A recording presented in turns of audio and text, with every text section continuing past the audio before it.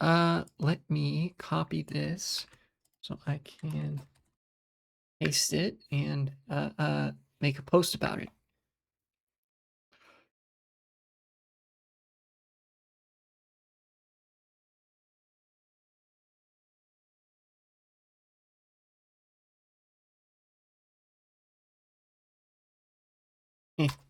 There we go. Good, good, good.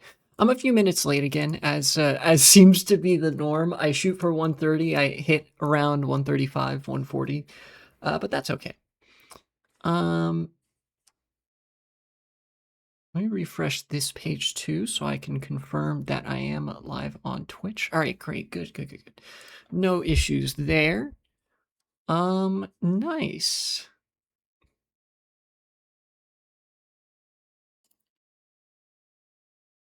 Welcome back to the stream, everybody who is here. Right now, it's just me and Nightbot versus the world or something. I'm glad I have that posture check thing with the channel points because I need to make sure that my posture is consistently good. Clip where he reacted to eugenics. Yeah, eugenics is like eugenics. I feel like is the peak of the midwit phenomenon, right? Like the most ardent advocates of eugenics will argue that eugenics is like necessary because well we need to cure like birth defects and shit. The problem with that being, yeah, eugenics is just a way to use genetics. Eugenics is just a way to use genetics as an aesthetic to create more hierarchies socially, right? For anybody out there who ever got hung up on this debate from watching like Gattaca in high school or something, no, modern medicine and medical research into curing birth defects is not eugenics.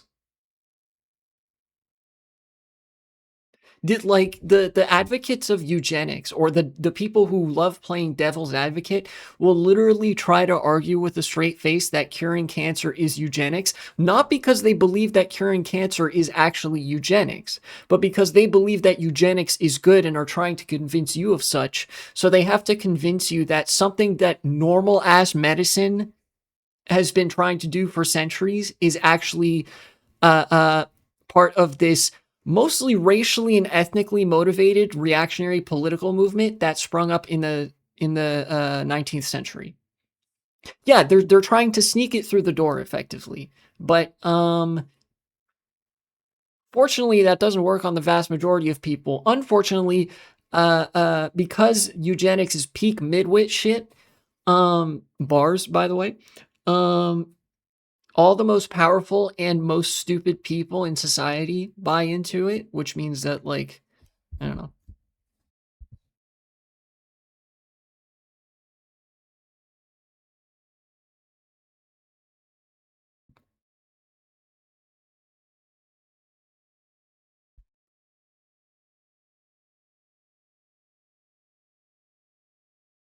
Anywho, this stream is intended to be a different kind of derivative. If I wanted to talk about a video I saw, I would do React content. But what I want to do today is instead react to Twitter posts. Because it seems like, I'm on Twitter. A lot of people are on Twitter. Just bringing idea to the table. I know. I'm aware. Let's start with, okay, this one's like of personal note to me. Like this one to me is personally notable, partly because of the aforementioned React content. Here we go. Paste. Mark Warner. Okay, you guys remember when I reacted to that video by Mark Warner where he laid out a housing proposal that he had been working on in the Senate that he said had bipartisan support, and was full of lib shit, but ultimately he was like, yeah, The housing crisis is a crisis and we like need to do something about it. Well, it went about as well as, oh, you can't see the screen. It went about as well as you could expect.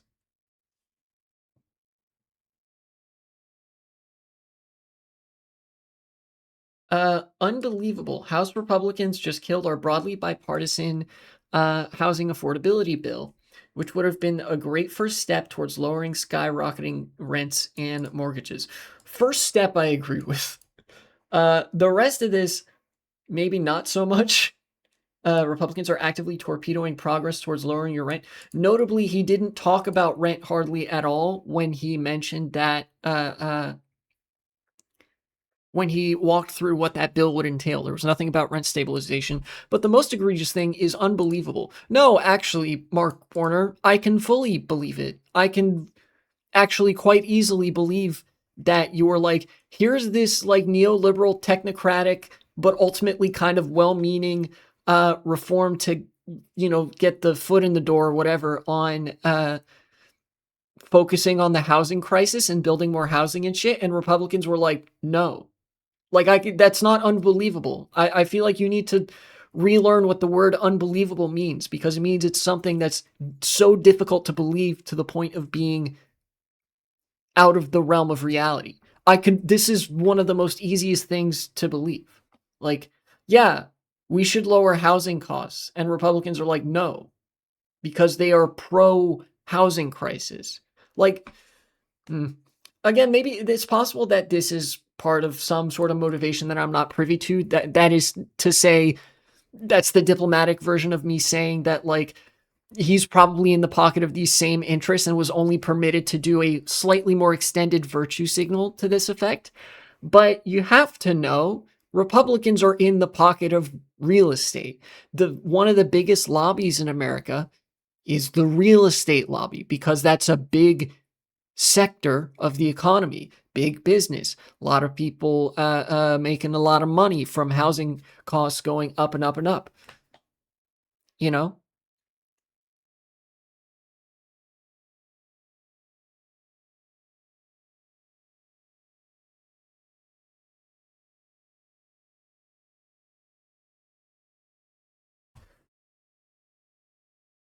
because Mark Warner is a senator who's like not incredible at anything really. Like he's not very good at politics.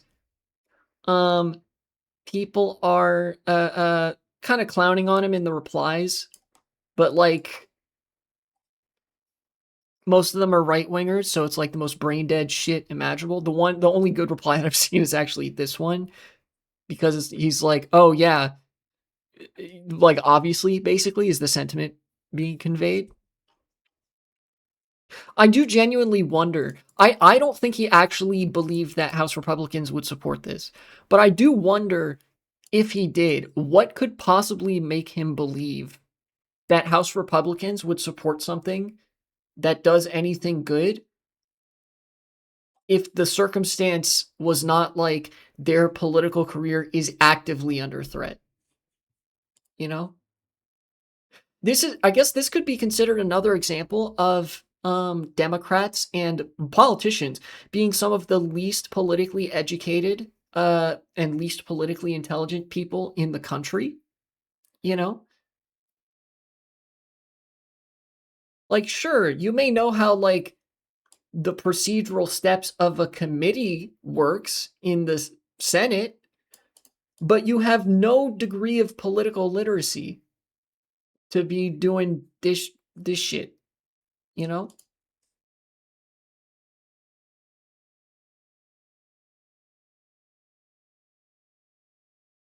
Look at my liberals, dog. I mean, like, I think that supports my argument that, like, if you're gonna do this, something that was doomed to fail, why not just make a giant show of it? Don't hold anything back. Go no holds barred. Say like, oh yeah, we're including rent control and stabilization. We're including massive grants for public housing development. We are including additional regulations on real estate companies and developers that require them to maintain these properties. We are including like uh, uh, basically some shit that would allow you to bulldoze the homeowners association, politically speaking, not like literally bulldoze over their homes, although I would like to see that happen eventually. Um, you know, if you're going to propose something to address the housing crisis, you kind of have to do all or nothing. Because even if you, like, you could preemptively compromise the way that Mark Warner did, and the Republicans, like your political opposition, will still say, Lamau, no, because they don't object to the housing crisis.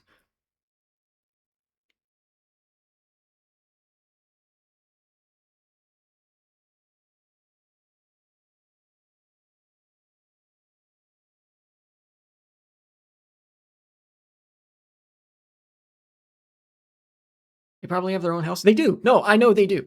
The um the part of being in Congress, I don't know if you knew this, but part of being in Congress is you are allowed a salary and you get a house.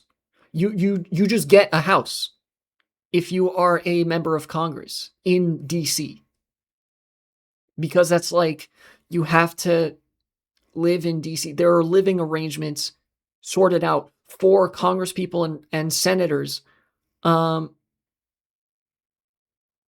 in DC. Yeah, they are like, for politicians in DC, they are literally not subject to the housing market except for when they're in their home state, where with the kind of money you earn as a congressperson or as a senator, you have your own house realistically. And for the kind of money that you need in order to run for Congress and for Senate, it is very likely that that you would have a house. In fact, I think the vast majority of Congress people and senators are at the very least multimillionaires.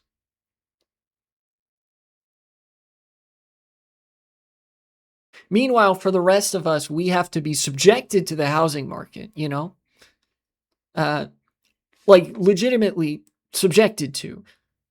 Mark Warner in his proposal did not mention Section 8 a single time.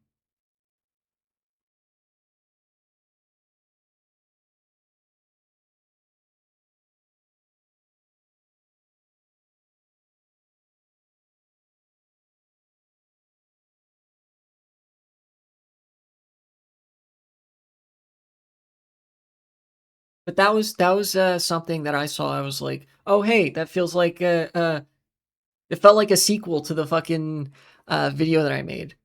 I was like, this proposal is kind of ass. And then he was like, no, my proposal failed. And I was like, what did you expect? Uh, of course, again, it's also possible that, like, this is kind of a grift where Mark Warner's, like, the same as the rest of them. And, like, when I was making that video, I wanted to be charitable. That was me being charitable to Mark Warner. Where if I'm being more realistic, he's a senator from Virginia. I don't know if you know this, but there are some pretty big components of the deep state and the military industrial complex that have a massive economic hold over Virginia. The CIA operates out of Langley, Virginia. Dulles Airport is in Virginia, which is really close to DC in terms of commute. There are a lot of naval shipbuilding yards in Virginia. There are a lot of ports, military ports in Virginia. There are military bases in Virginia,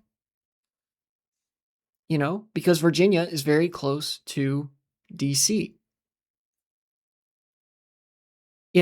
So, like, charitably, he's a well meaning but ultimately kind of politically stupid liberal. More realistically, he's just like another deep state shill who's like severely compromised by these private sector interests and is thus relegated to like never doing anything meaningful.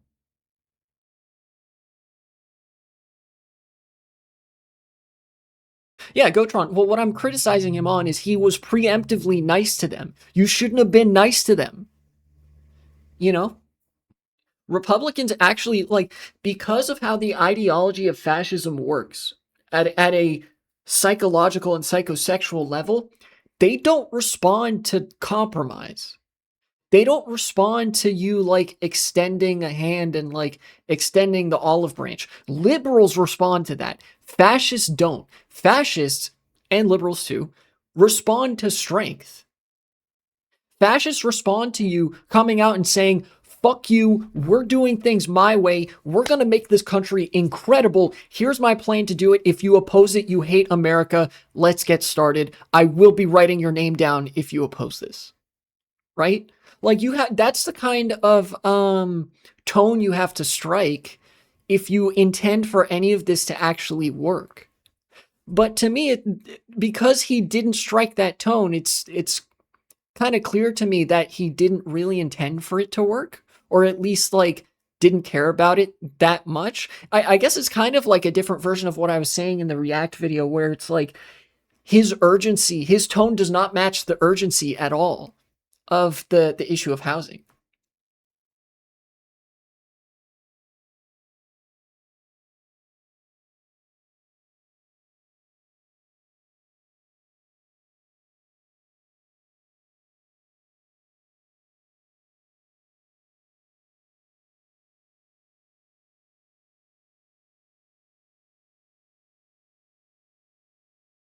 Anyway, I want to move on from that. I don't want to like I don't want to become completely frothing at the mouth over every liberal that I see. Only some of the liberals that I see. You know? There are some cool liberals. For example, Adam Smith. He's been dead for 200 some years. Uh uh you know, be hard pressed to name a liberal that is cool today, but you know, theoretically they do exist.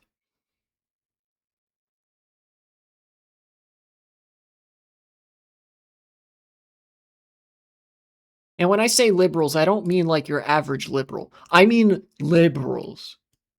You know, keep that in mind whenever I'm talking about this. If I'm talking about like a failure of analysis in a more charitable context, you can assume that would apply to your garden variety liberal person. But if I'm talking about like liberals as they are representative of liberal ideology, that's usually more consistently applicable to politicians. Though to varying degrees that could also be represented in the general populace, and frequently is. Just not always. A lot of American liberals are just social democrats and socialists who are constrained by the fucking um what's the term? Overton window of America. Like literally the concept of something being to the left of liberal doesn't like hasn't existed in America until pretty recently. Like it's pretty damn radical even at this stage to call yourself a socialist. And that's the improved version of what's happening, right? Basically, what I'm saying is if you've ever seen that cringe lib shit show, The West Wing, that's how all American politics has worked for like decades. And, you know, that's why America is so politically stagnant, partially. Yeah, never let them convince you that liberalism is the best thing that's possible. Um, Speaking of a better world being possible, Schadenfreude incoming. Uh, Tim Pool's show may be collapsing. Thank you, right wing Cope. Kremlin funded. Yes, this is in reference to the what is it? Tenet Media contract that was giving like 100K a week. Jesus Christ, that is so much fucking money. Tim Pool says he's in debt and ending his show after Russia cut off his $100,000 per week. People obviously asking, how the fuck are you in debt? How the fuck are your finances that bad when you have that much income coming in? I'm not complaining. I would love to see the Timcast fucking keel over and die and no longer exist on the internet. Right-wing propagandists down. One down, however many hundred to go, right? But like, I feel like it feeds it feeds into the discord of the right wing and the collapse of the MAGA movement, which is good. This is a good thing. Heard he's having like 30 people on payroll, which is insane. Obviously, just seems like he's famous, paying people to be friends with him that he used to skateboard with instead of actually treating his business like a business. This kind of tracks for Tim Pool. I don't know if this is like actually real or whatever, but regardless of what the reality is, it both makes sense and is super funny that Tim Pool is so bad with money that his show would be defunct after Russia stopped sponsoring him. And it's also critical to note that every right-wing show has a lever like this attached to them.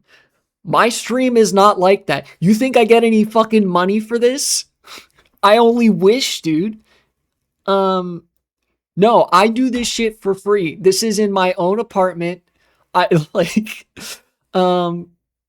I said, like, I put that fucking foam insulation up by myself with shit that I bought with my own money. Like, and how many subscriptions do I even have? 1. Great. Awesome. Right? There's no, and for a lot of left-wing streamers, they also don't have these big business connections because businesses aren't very amenable to left-wing interests.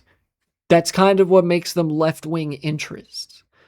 Meanwhile, businesses are very amenable to right-wing interests because the present state of the right wing is molded by those business interests, right? Like the current wave of 21st century fascism is born out of neoliberalism in a way that earlier fascism wasn't. 20th century fascism, I think, was as much born out of socialism as it was out of liberalism as a political reaction. And my reason for saying that is that 20th century fascism was willing to go completely Joker mode in a way that 21st century fascism just isn't, because 21st century liberalism isn't. You know, if they go Joker mode, that's bad for business. So they have to keep their shit in line with whatever's good for business. And that means they have inextricable, very intimate ties to business interests, you know, that fund their show. There's a relationship there. And when that relationship is cut off, now there's no money. Now you don't have any right-wing propaganda anymore.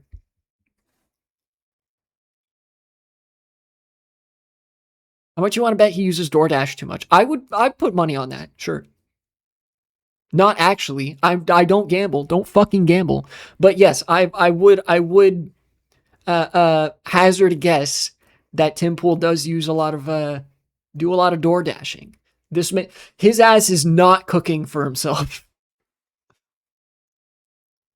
But yeah, good. Circling back, every right wing show is like this. It could be Tim Pool, it could be Benny Johnson, it could be Matt Walsh, it could be Michael Knowles.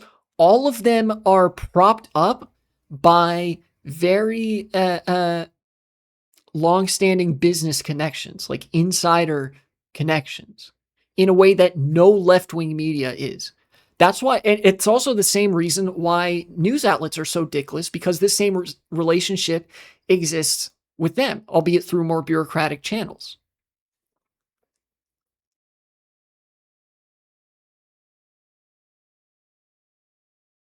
I can't believe someone took the do you want to place a bet on something and took it literally. Yeah, now I have to actually specify that now that fucking Kalshi exists and like now that online gambling is such a fucking thing. I'm going to have to specify don't actually bet money on that because people are going to be embroiled in the latest wave of brain rot, which actually makes you lose thousands. Jesus.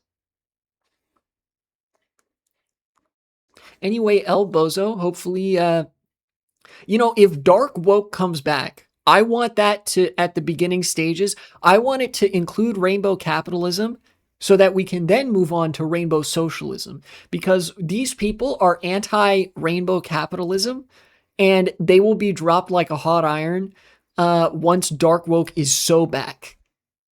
I think, anyways. They might even get dropped like a hot iron anyway because they're so stupid and racist that they sometimes can't keep themselves from walking over that line where, like, they say the N word or something. Um, in this case, it wasn't that. In this case, it was like he was being funded by a Russian media group, and I think Russia like probably has better shit to do with that capital than put it into Tim Pool. 100,000 a week is 5.2 million a year. That's small peanuts for a big country, but you can do a lot with not that much money, even if you are a country. Uh, I'm sure people forgot about this example, but for only a few $1,000s of federal money and some like shrimp and a treadmill, shout outs to people who remember this story from the Doge days of Trump's administration.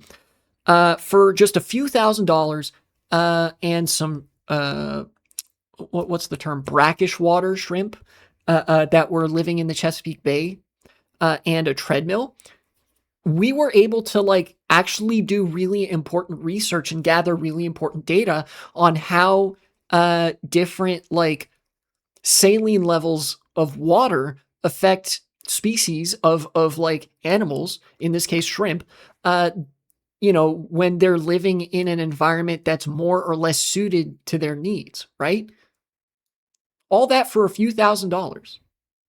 And now there's like, oh shit, we actually understand these essential cardiovascular functions of marine life better now. Yeah, and then the news, the response to that in the news was like, yeah, this sounds really stupid. Stop doing scientific research. And then they not only defunded that, but also defunded cancer research. Uh,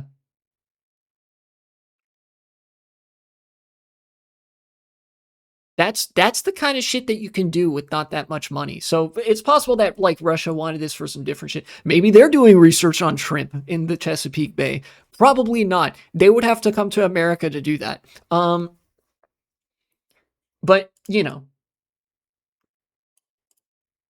just keep this in mind. I know that the main takeaway is pure Schadenfreude. Tim Pool and his ilk are taking a fat L. They got to hold that, and we get to laugh at them for it. But the more intellectual takeaway, if I want to feel smarter than my interlocutors, is that every right-wing show like this, all the right-wing podcasts, Joe Rogan being a big one too, are astroturfed and propped up by business interests and connections in the business community. And by which I mean the owning class. One man's business community is another man's owning class, right?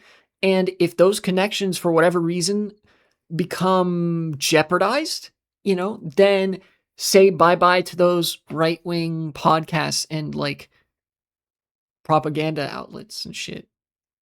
Like I said, Joe Rogan, Benny Johnson, Matt Walsh, Michael Knowles, I think Theo Vaughn and Tim Dillon as well. Andrew Schultz, like all the podcast bros.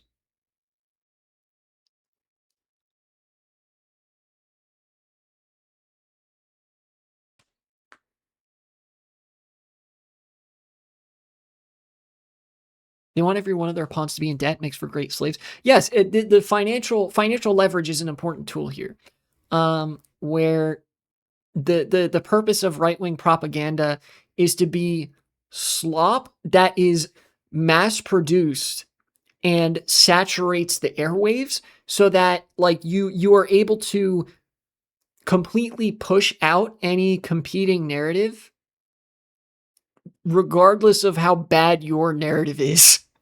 you know and in order to do that, they use they use capital to do that.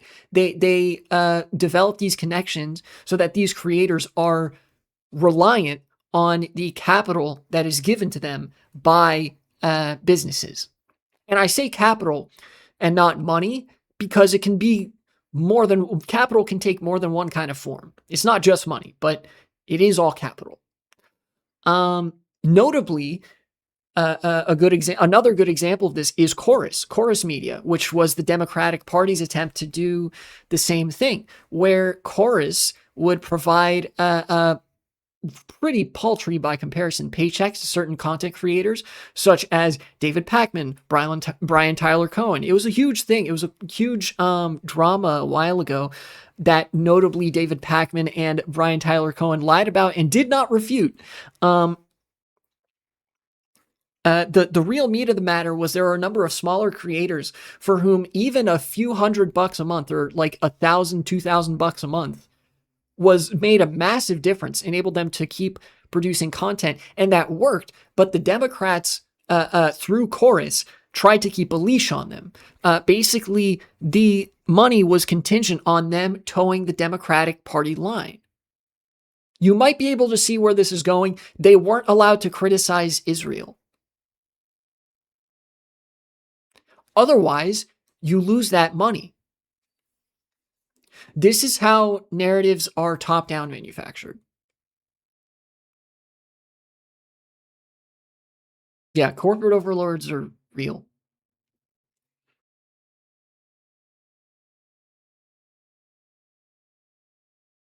I don't know why I had that page open for all that. I could have just been on this camera the whole time. Oh well.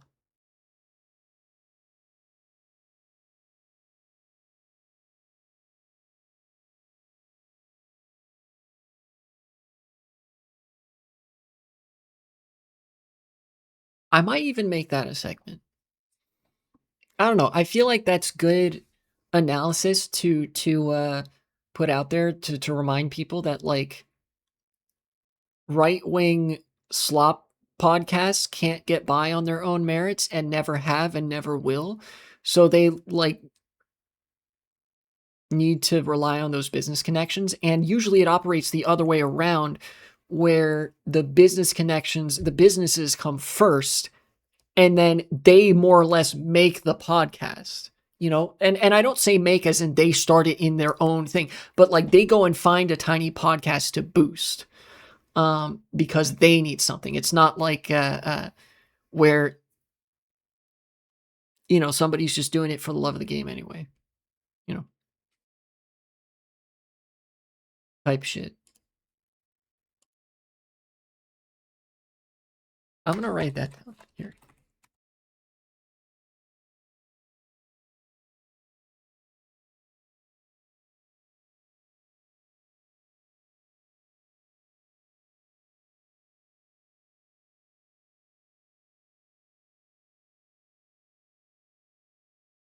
Very good. Thank you.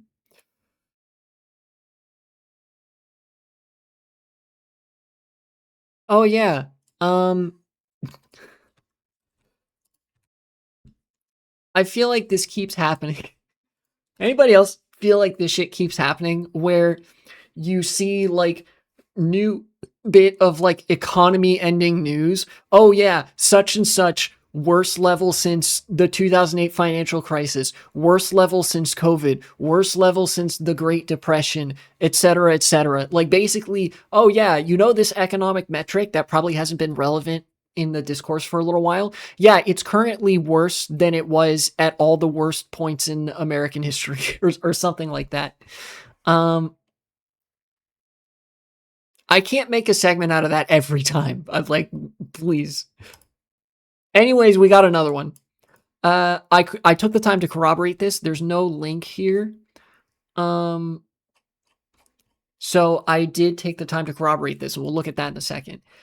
Per Newswire, U.S. layoffs are on track to exceed great financial crisis levels. Let's take a look at Fox News. Fox Business reported something very similar. U.S. layoffs soar past 1.1 million in 2025, highest level since the pandemic. And the yearly total of layoffs being up 54% from 2024. I think in 2024 it was something like 750,000 layoffs, and so far as of late this year, we've got 1.1 million layoffs, people losing their jobs. Um, that's one form of corroboration. And I think layoff numbers in the pandemic were worse than in 2008. In fact, there's a graph. There's a graph I found on Reddit that sort of visualizes this. Let's take a look at that too. Yeah, here we go. Challenger job cuts year to date total. So the 2020 crisis, yeah, giant line. And then the 2008 financial crisis. And now that's us. 2025. Right there.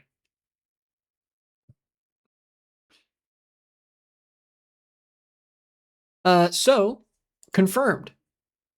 This headline is accurate. Layoffs are on track, it seems, to exceed great financial crisis levels, especially because this is only up to date as of November with pretty limited economic data from the past couple months, and the Trump administration openly declaring that they are not going to make data for like the month of October, November readily available. Like basically wherever any of these dots are, we should assume it's somewhere like a little bit worse, you know, because paper over they're trying to paper over that damage that they've done.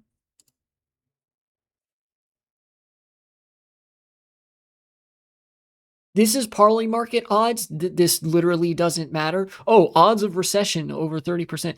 That this is gambling.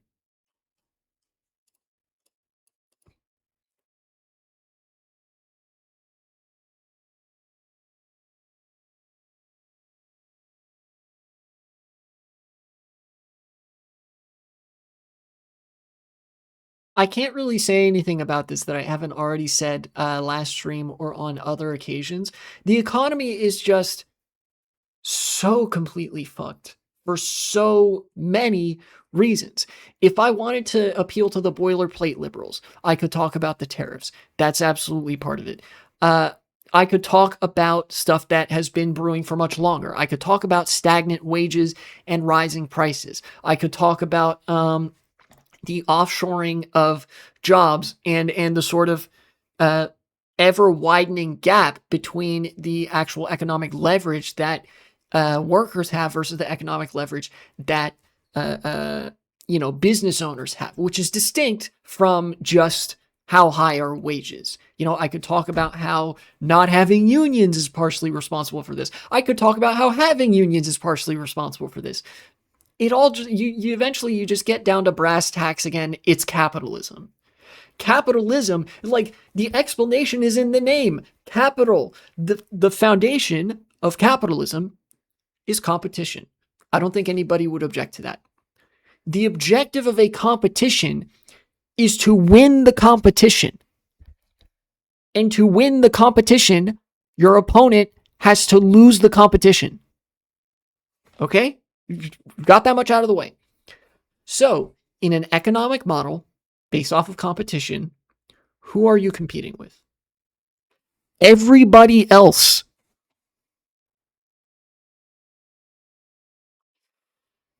This has been a long time coming.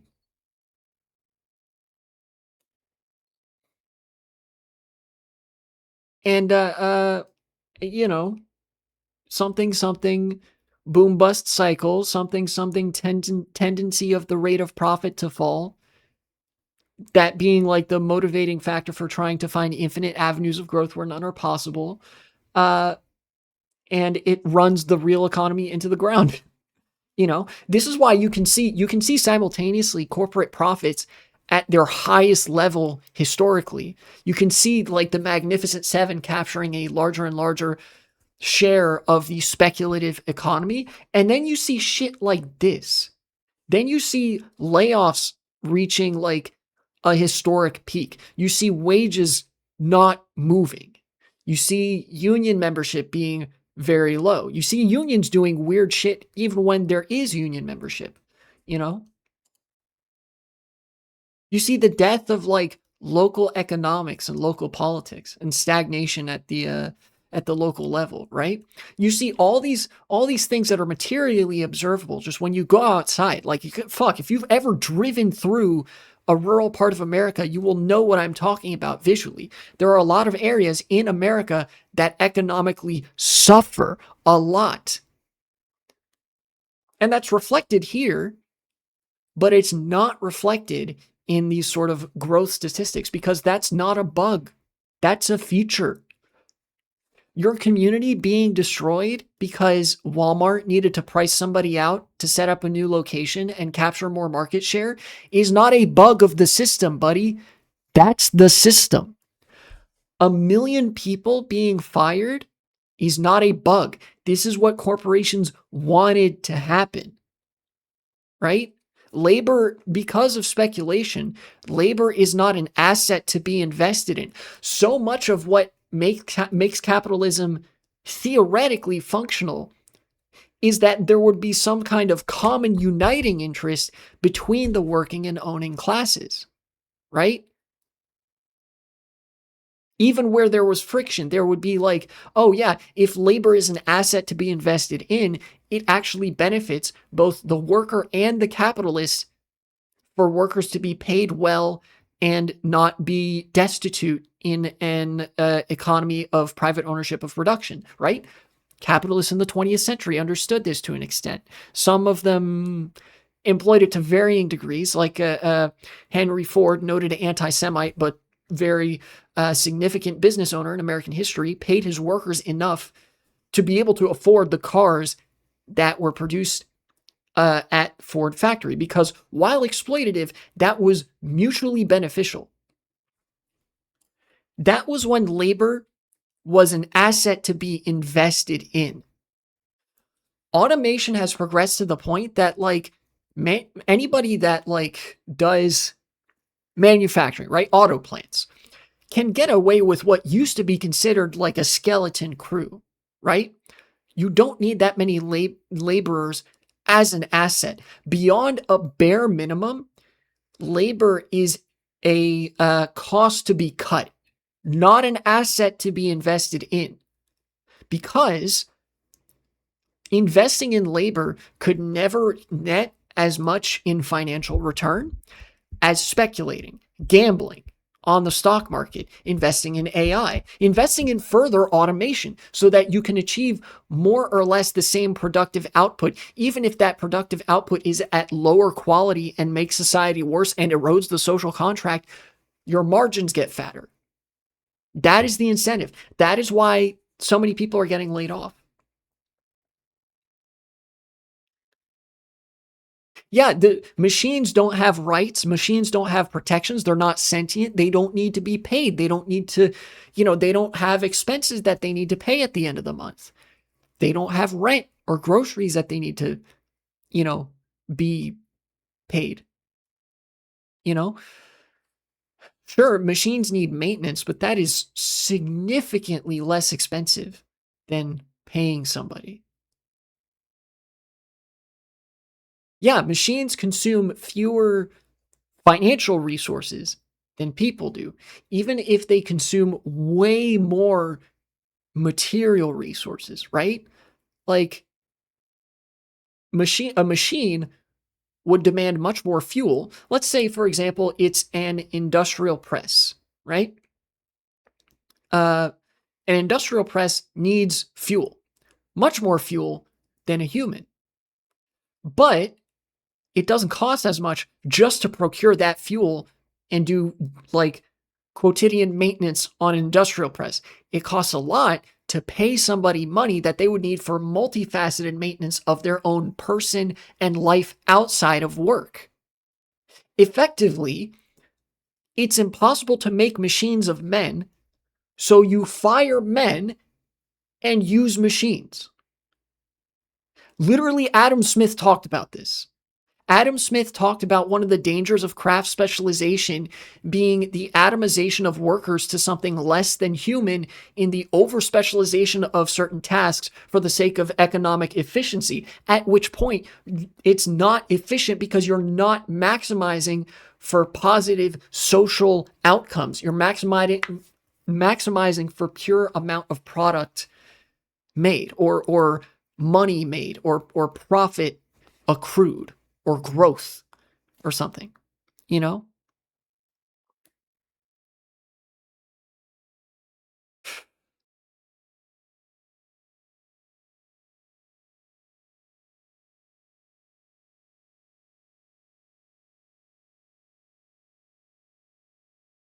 Mm.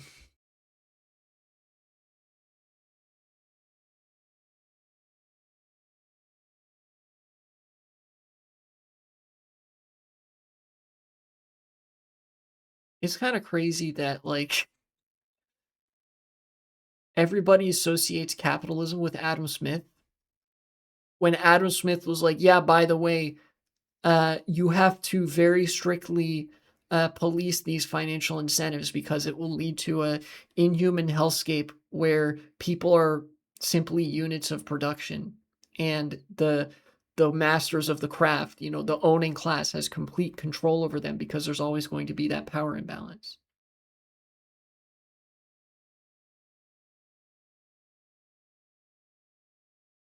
Yeah, it's so, like the phenomenon I'm talking about is so well known that it's like an office joke about asking for a raise,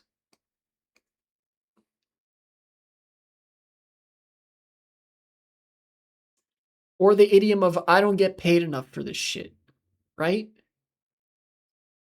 Where your work is so alienating that you could only stomach it if your paycheck was adequately large, but it isn't, you know?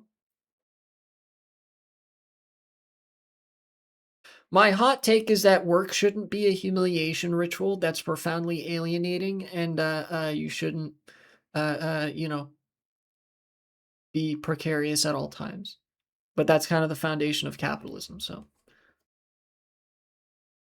something, something, reserve army of unemployed labor, something.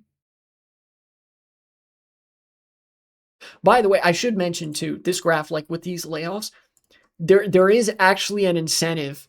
Um, there's an incentive for there to be like a reserve army of unemployed labor. I actually don't think there's an incentive to keep that reserve army of unemployed labor small, right? Obviously, capitalism doesn't want to achieve full employment, right? That would give the workers more leverage than would be financially convenient for capitalists, for, owners. If the owners can make their growth targets and get money regardless, make their profits regardless, there's actually nothing stopping the economy from trending towards complete unemployment. Notably, there are a number of economic valves built in that would keep a capitalist system from ever achieving full employment, so that some people have to be going through it. That way, we can justify paying everybody else less. Because the incentive is to pay people less. There's no incentive to stop that dynamic the other way around, where you just everybody's unemployed. You know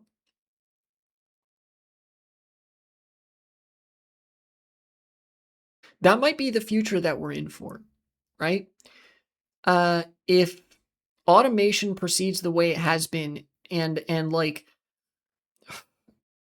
socioeconomic things, economics becomes more and more inhuman and more alienated, and starts having less and less to do with the real economy, the real management of resources that people need. The more I think, if this goes on, the economy being shifted away from human need, the thing that we kind of designed society to address, human needs, um, then like nobody's gonna have a job anymore in like uh, a generation or two's time. That might be a bit soon. Maybe a couple centuries or something.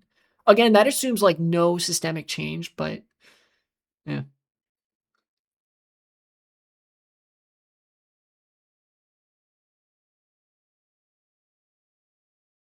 Shit's not good.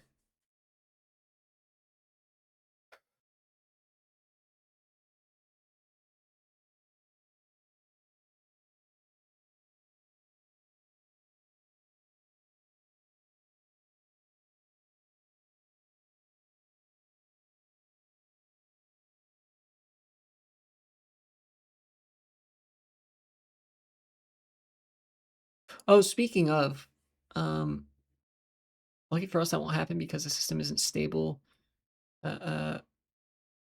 forever. Yeah, yeah, no, like it's a good thing that systems are eventually get phased out in favor of other systems, right? Um, yeah, but that actually that reminds me, talking about work, I realized something recently. I what was the context in which I saw this, right? Something to do with like honest and hardworking, right? I forget where exactly I saw this. You hear the term honest and hardworking like put next to each other to describe the moral virtue of somebody, like frequently enough that it just kind of sticks in your head. I think it was like one one time recently I saw this and I realized honest, hardworking, such and such is just the Straggots way of saying submissive and breedable. Truly, it is the same thing, right? Hard work is not a virtue. Every Protestant probably shit themselves and started furiously typing on the keyboard the moment I said that. Hard work is not a virtue. There's nothing necessarily virtuous about working hard, right?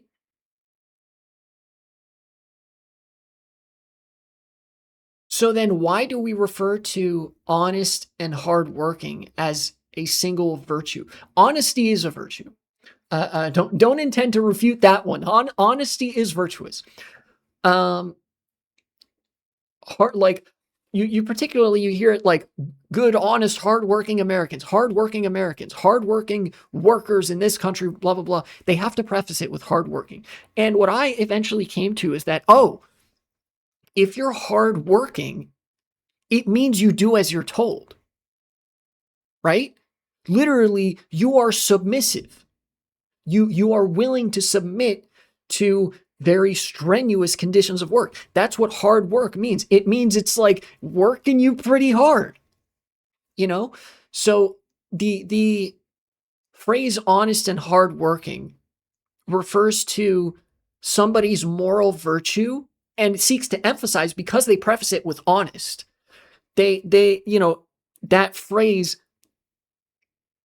doubly emphasizes the virtue of being willing to be personally subjected to strenuous conditions of work that are undesirable um, by like direction of somebody else. Basically, submissive and breedable, right? That it all comes back to the psychosexual. Everything about it. But this was an interesting like rhetorical philosophical realization. So basically, what I'm saying is the straights are not okay. They should just start saying submissive and breedable whenever they say, and like instead of saying honest, hardworking, just say submissive and breedable because that's what that means. There's no virtue inherent to hard work, right? You could work hard and fail.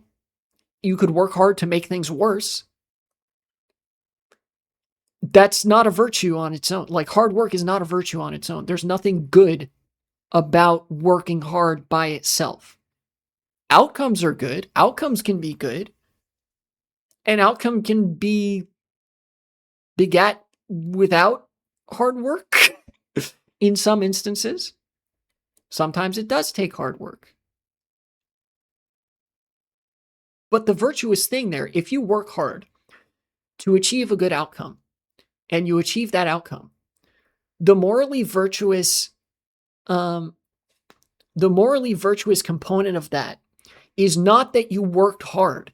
It's that you did something good, or even that you tried to do something good, because that can like inspire pro-social connections and can do other good things by proxy, right? Like trying to do something good and failing can accomplish other smaller good things along the way. And that is good. Working hard is not the thing that's good there. That's not a virtue. Working hard is not as good as jorking it hard. That's true.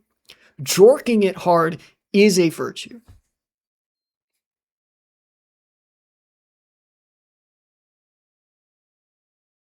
And look, if people want to like be submissive and breedable, be submissive and breedable.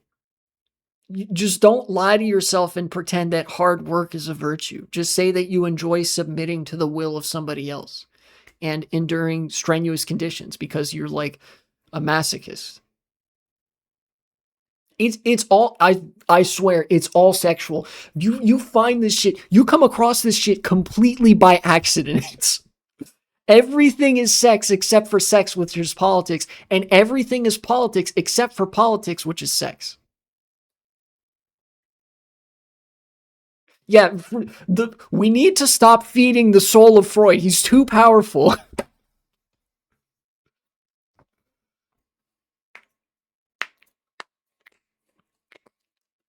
Yeah, legitimately, like there are a number of companies, particularly larger companies, where it is actually discouraged to form social relationships in the workplace that don't specifically and strictly have to do with the work at hand.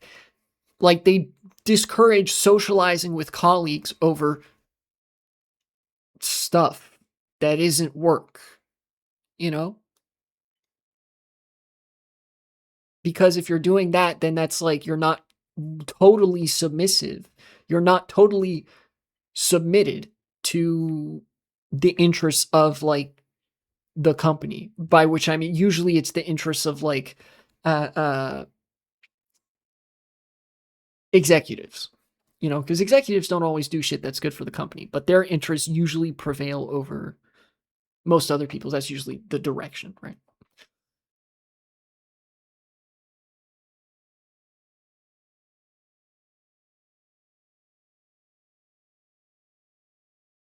Yeah, you should only be mean to minorities. Like, yeah, the part of the way that fascism is very useful as a tool to capitalism is because capitalism is based on the financial domination. This is actually the name of a fetish too. There's such a thing as findom. Uh, uh, Capitalism is just a non-consensual findom relationship between the owning class and the working class. And whenever there's like a period of duress or decay or stress or whatever, socially, politically, they try to redirect that downwards, where they will convince a political majority of people, as in the in group, to tolerate that findom relationship with capital by providing them with a minority group that they can exercise domination over, so that they get to feel that they are the dominant party in the relationship. Right? I'm phrasing this the I'm not phrasing this with interpersonal language by accident, because fundamentally the same uh, uh, motivations are at play. It's all psychosexual.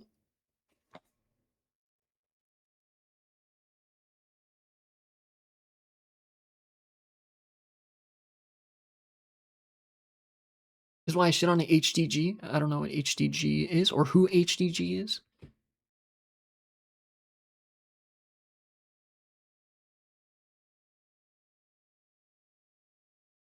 No wonder Republicans throw me into Human Domestication Guide.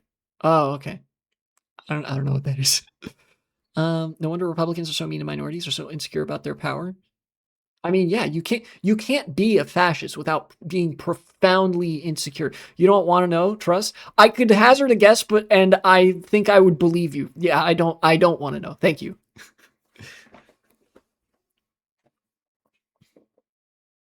Yeah.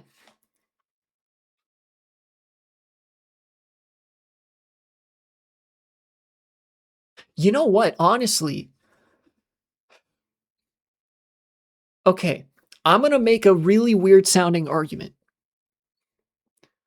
The Protestant work ethic is gooning, right?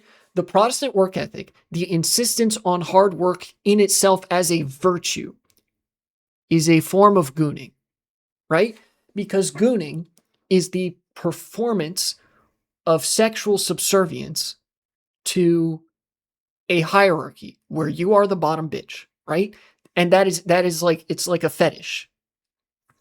Okay? And I've already explored how hard work, the insistence of hard work as a virtue, really just comes down to your willingness to submit to something undesirable because somebody else wants you to do it. The most zealous voices of American Protestantism, of the like American cultural zeitgeist, as born from Protestantism, that the spirit of this country is hardworking and whatever. These people are engaging in a veiled version of gooning, where they are either under several layers of repression or just intellectually getting off to the concept of themselves and the rest of society being submitted to the will of either they could say God or like they could have businesses in your community and your church be a stand in, particularly. They don't emphasize community as much to do arduous work, not necessarily on the condition that it begets something good, merely on the condition that subservience is the good thing, right?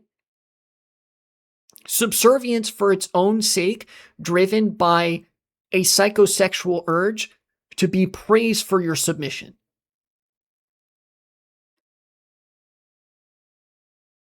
I don't know if I even need to go into it that deep with some people because Protestantism in America is very deeply diseased, and I think everybody can see that it's like based off of submission to arduous work. Like I don't think that's a huge line to draw. Um, Yeah, thank you, Gotron. That is so much more concise than I could ever put it. American Protestantism is literally, I'll be good for you, daddy, both sexually and non sexually, particularly motivated by a deep repressed psychosexual urge. It's just that. Protestantism is gooning. And I am anti gooning. Stop gooning. And most of all, stop making it everybody else's problem. I know, we have to stop, man. Freud can't keep getting away with this, dude. He's been getting away with it for 150 years. Oh my god. Bottoms won't stop destroying the world. That's so fucking real. Well, it's not even just bottoms, right? I'm a bottom. I don't make that shit everybody else's problem.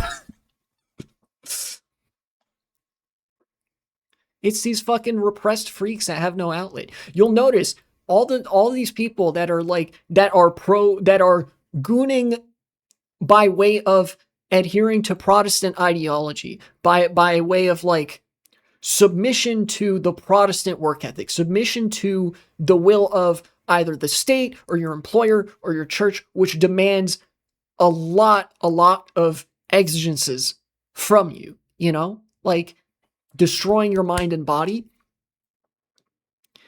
They're like they're doing that. They're also profoundly sex negative. You'll notice a lot of these people, the Protestants who I have argued are also gooning, um, are very, very sex negative and hate queer people. That's not an accident, because if you have a normal, healthy sexual release as part of your life, if you're sexually active in a certain way, you're not that much of a freak. Like you're way less likely to become a freak like that because you're not like repressing sexual desire. You're not repressing like unreleased sexual tension, right? That tension needs a release. And you could do it the normal way by jorking it. Or you could edge and goon and do Protestant work ethic shit. In which case you kind of like, you let that tension out in very destructive ways. I'm kind of butchering this explanation. Wilhelm Reich does a better job of explaining this than I probably am here. But the catharsis that people experience when they are both reaffirming themselves as a good boy or good girl for daddy in the dynamic of the Protestant work ethic, while simultaneously harassing minorities, calling ICE on their neighbors, the kind of catharsis that people experience is a similar kind of emotional satisfaction that people get from sex. At least it is meant to serve as a substitute, right? Because to them, they kind of can't get even, that's not to say that these people don't fuck. What I'm saying is that, like, because of their ideology, they are ideologically opposed to receiving that kind of release under normal, healthy circumstances in a way that doesn't require them to be a bottom bitch for the state and harass minorities, right? So they have to displace that. They have to find some substitute for that release because, like, in the back of their mind, it's like God is watching and actively disapproving of you as you masturbate or something, you know?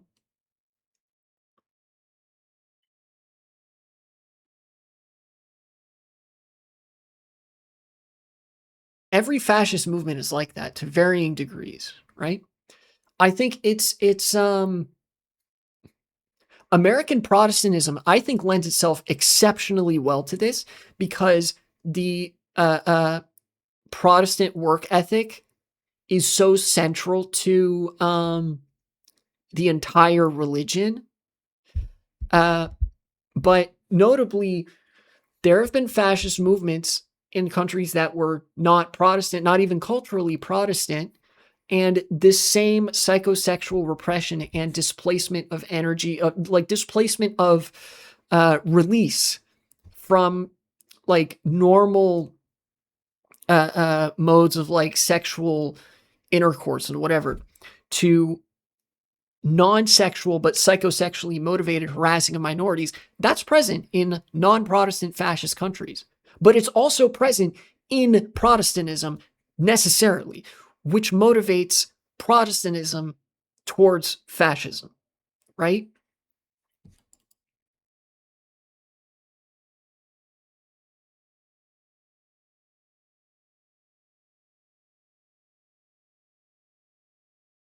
I've waffled for a little bit on that now. Uh, This is my message to American Protestants, actually all Protestants. Hard work is not a virtue. Submitting to authority is not a virtue. Stop gooning. It's making the world worse. It's making your life worse. It's not healthy. Go jork it every once in a while.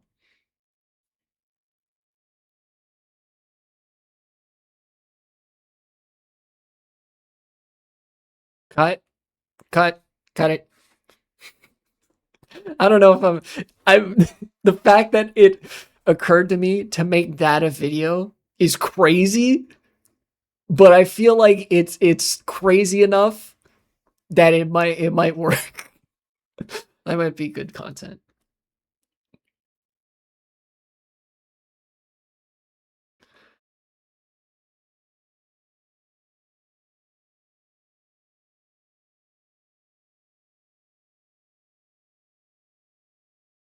I don't think there was anything else. Oh, no, wait, there was one other thing. Before I get to the gaming part of the stream, there was something that I've seen lately. Have you guys seen the Pack Twitter account, generational bit. So we all know about the antics that APAC and Stop Anti-Semitism and the ADL get up to on Twitter. That is, if you oppose the state of Israel, you're anti-Semitic. But if you say Nazi shit and support Israel, you're not anti-Semitic. You know, if you hate the Jews, that doesn't make you anti-Semitic. But if you oppose Israel or whatever, we all know about that.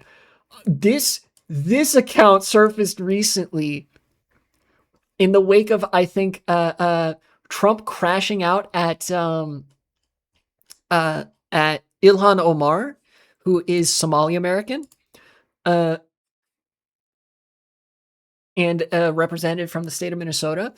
Uh, this Twitter account was created where they do that thing with like, oh, you know, opposing Israel's anti-Semitic, but it's a bit, and they substitute Somalia for Israel. You can see here the real chosen people, right to return Minnesota. Um, they even created a fake APAC tracker. There's this account called APAC Tracker who basically posts about like, oh yeah, this politician is in the discourse lately, so here's how much money they have received in campaign contributions from APAC. They even do a fake bit of for that. President of the Unite Somalites. They also say Somalite instead of like Semite. Just committal to the bit. I fucking love it. It's great.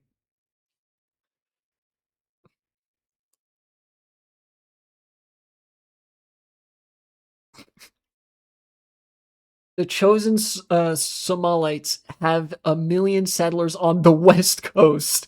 We are ready to make it Sumaya and Somali. It's so good. It's so good.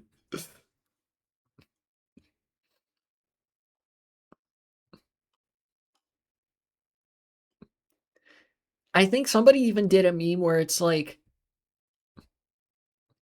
the west coast being like the West Bank, and then the like somewhere in the northeast being like um the New York Strip or something like that. And then like the rest of America was like had the Somali flag over it. It was like New Somalia or something, or it was like the Promised Land or some shit. Oh my god, that was so good. This was the first thing that I saw from them. Just generational joke. We are ready to implement the Sanibel Direct any day of the month. No hostages. Very good. Thank you.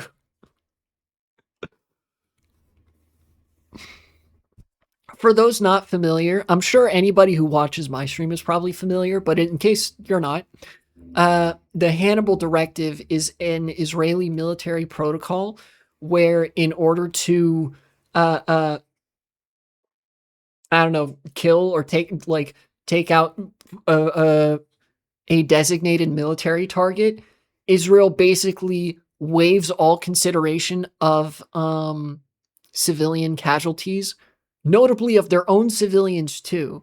This was what happened during October 7th. About a third of the casualties during October 7th, I believe, were inflicted by the Israeli military on their own civilians because the like military command structure was like, okay, it's time to do the Hannibal Directive. And that directive means you're okay to just shoot anybody in the crowd because, as far as we know, there's like Palestinian terrorists also in that crowd. So just kill everybody. And so it was like 1,200 people died, and 400 of those were killed by the Israeli military. Um, yeah. So there's a reference to that.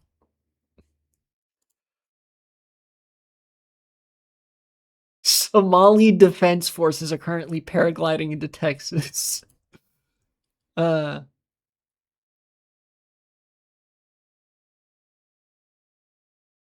Oh my god. They did the Texas is Iran bit. The Holy Somalites of Minnesota have done a preemptive strike on Texas. The evil axis of resistance have reached 60% uranium enrichment.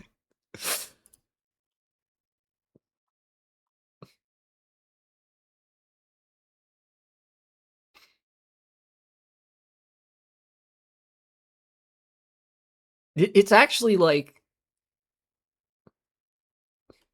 pretty good. Pretty funny, I think.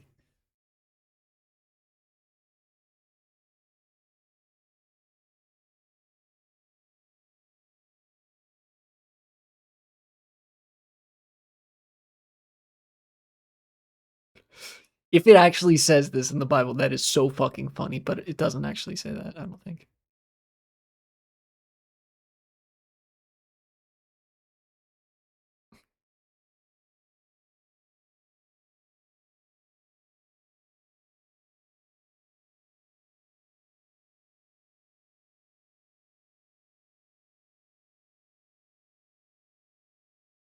It's a good bit. It's a good bit.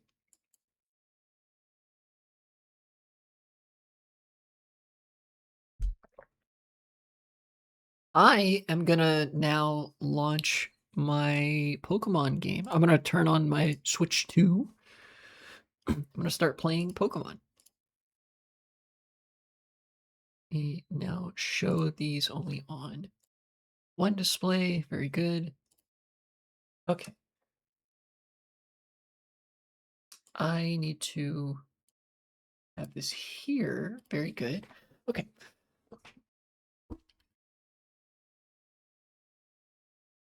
Ah, I almost knocked over my water. That would have been very bad. Okay. Let me change the stream details.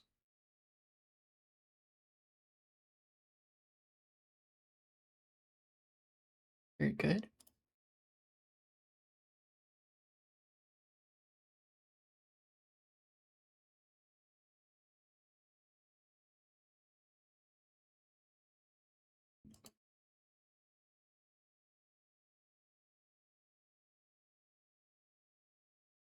Very nice. Did it game change?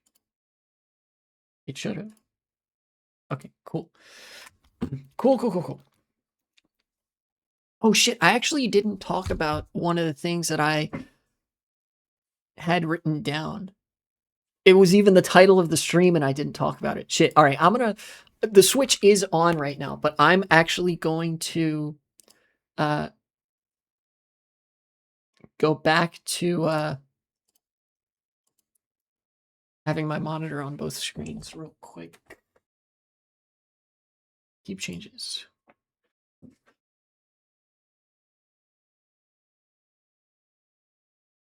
HDMI, what are you doing? What do you mean no signal? Okay, there we go. Good. Okay.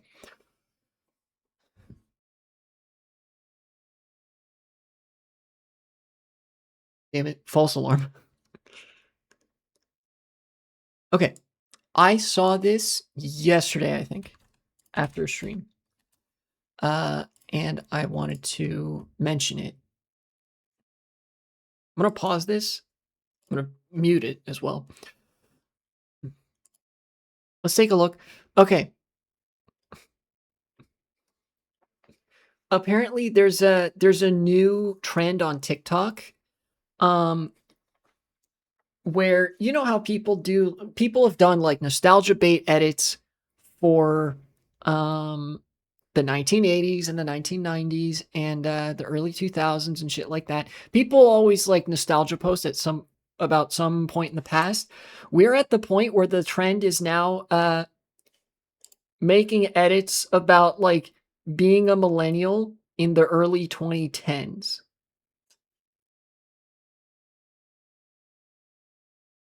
Right?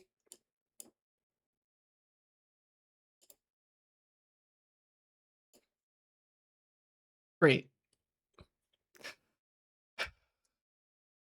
I don't know that, again, I don't know how much I even need to say this, but this is like dumb slopulism.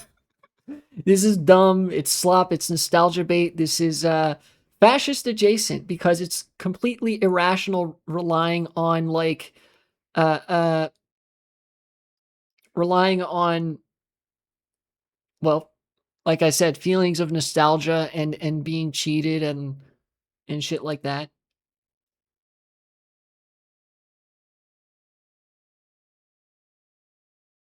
This is basically, they are imagining a new past out of what the 2010s were like. I assure you, so as somebody who was going to school during the 2010s, I don't know how good you think it was, but it was not that good. I don't I don't know who the fuck needs to hear this or who's young enough to be making compilations like this. The 2010s were ass, and everybody knows that they were ass. People in the 2010s were reminiscing about the 80s, and everybody knew that the 80s were ass too, because they were.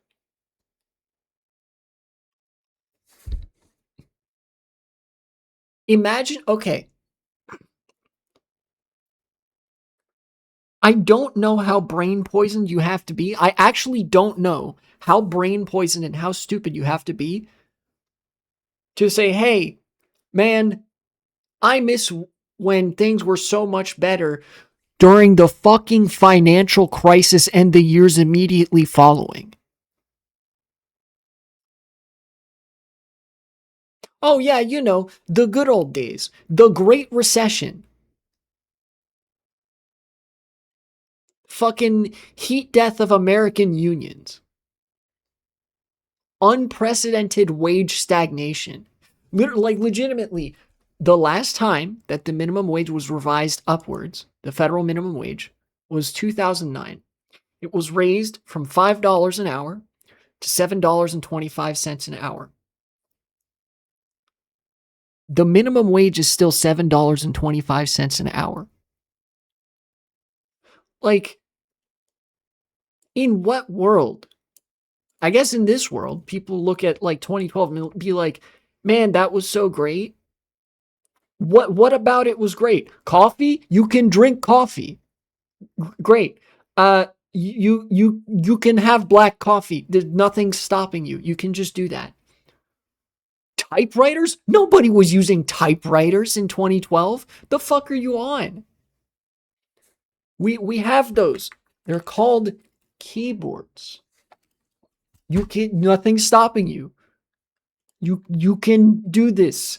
Wow, this person looks very pretty.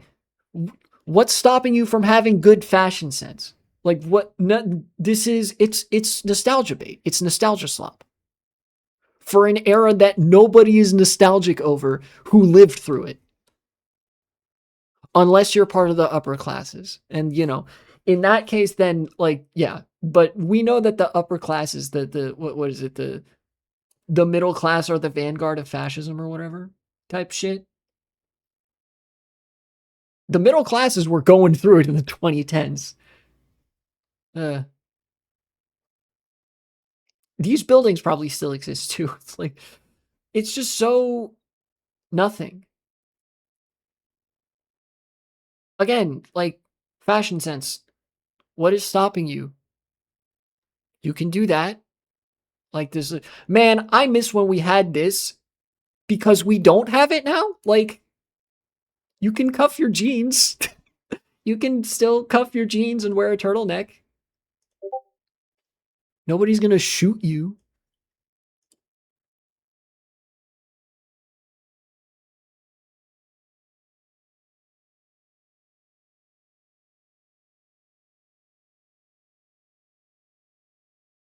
What is this? Is it boxed water? Nobody cared about this at the time, and nobody cares about this now. Like, half the shit that I'm looking at is either nothing or it's something that nobody cared about in the 2010s and nobody cares about now. Unless you're one of the people that aestheticizes an imagined past that you want to return with a V to. They're doing return posting for fucking 2012.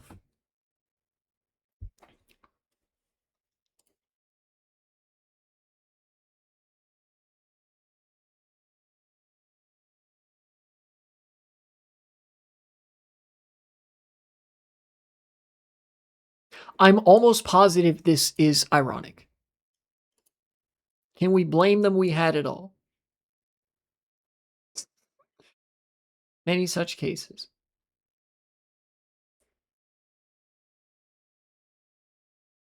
This guy has the fucking NFT ape picture. His memory is comparable to that of a goldfish.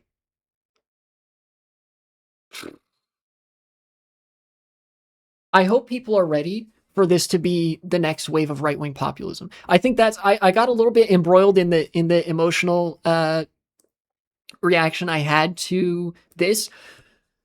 The reason I highlight it as something noteworthy of comment in general is that I'm sure that people have seen the little dark age edits, right? That like random Nazi staffers in Congress at the White House, whatever, online post about returning with a V to the 1950s, to the 1980s or 90s or whatever, with that point in the imagined past, right? That they aestheticize. I hope people are ready for people to start doing those posts for the 2010s. You know, return with a V to the years right after the financial collapse of 2008, 2009. Because we're going to start seeing this. Fascism in the online age has been largely defined by this kind of nostalgia posting, right? You know, like I said, it's gotten to the point even like staffers in government post this kind of shit. And given the character of modern fascism driven by sexual insecurity, but ultimately toothless to do anything real and transformative, even if transformative in the negative, because of the interest of capital, they're going to continue posting like that. The era is just going to shift. And potentially, this could represent a shift in that era from them posting little dark age edits about Reagan and the 1990s and like, you know, the 1950s and women belong in the kitchen a la 50s and 60s to them posting little dark age edits about like millennial girls in cardigans from 2012, right? Just brace for impact because you're going to start seeing that, I think. Again, I'm not Nostradamus, but this makes sense for the age demographic of people that would be entering politics right about now who would have been either barely alive for the 2010s or potentially about 5 or 6 years, you know, for some point in the future who wouldn't have been born yet in the 2010s. Like 2030, you're going to see a lot more of this, you know?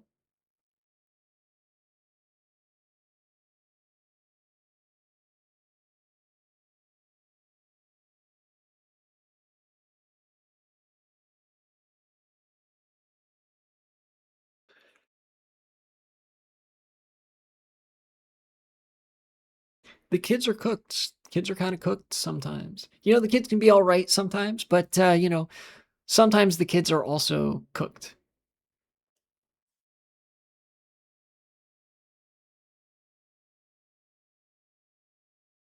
It really do be that way sometimes.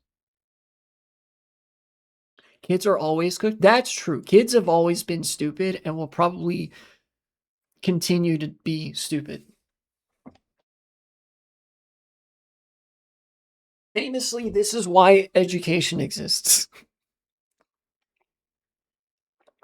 So that the kids do not always remain stupid. Anyway, it's gaming time.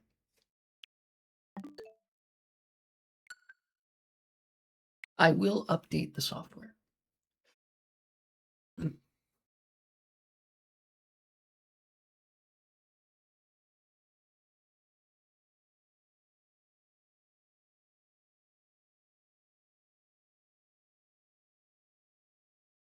You know, I actually saw like an earlier version of that like nostalgia bait posting about certain uh Pokemon games. Like I guess I kind of realized that I saw this coming in a way early on.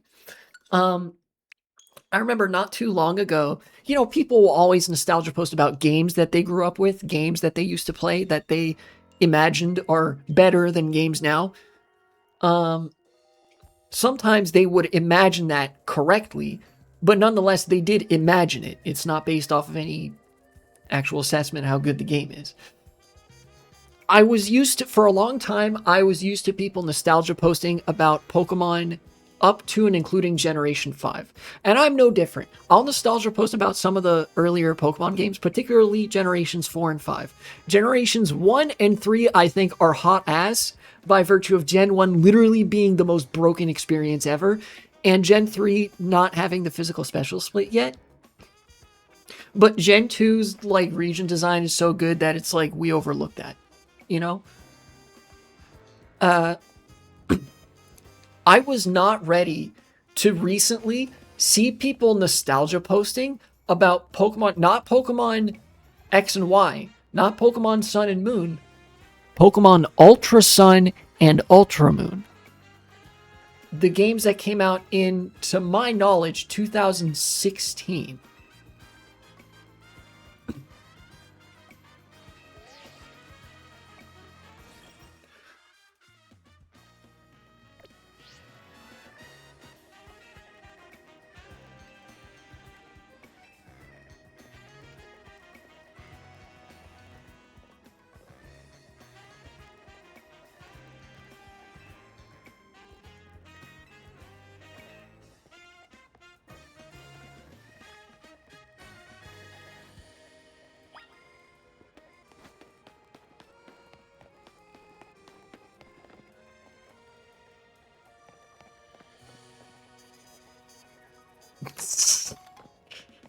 So sad my mom died. I still remember her every day. Me knowing nostalgia is inherently reactionary response. Okay, fascist.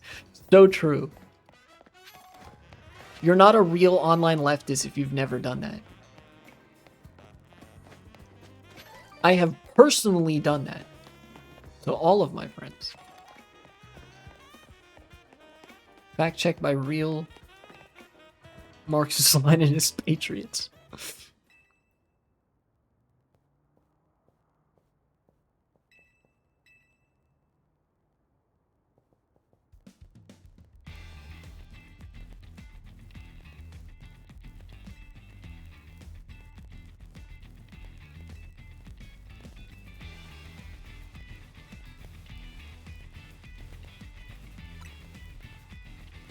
Ah, but you see, you forget, I have main character plot armor in Pokemon, which means that my Pokemon's levels are not static. So I can actually level up.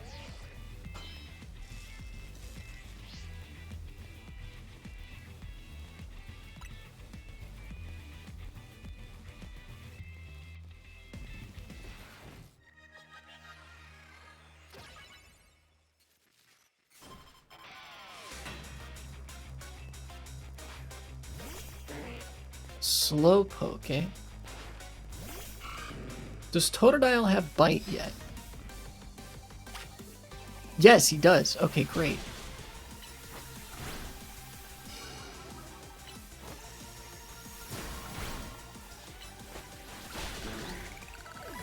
Got him. Okay.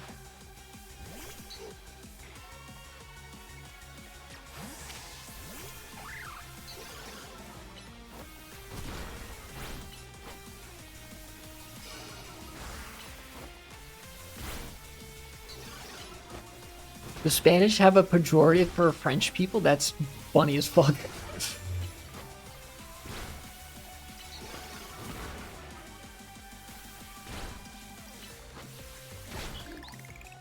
I've done it. Okay.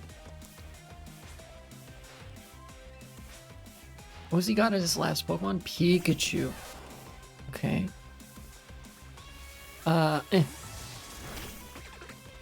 Stun Spore. String Shot. Fuck.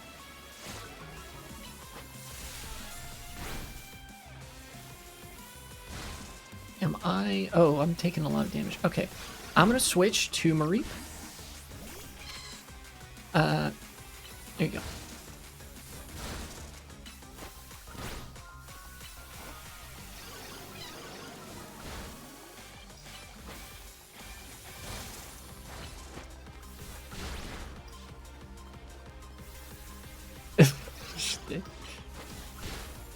The French pejorative. You also call them gabachos, which means the same, like French person in parentheses derogatory. That is extremely funny.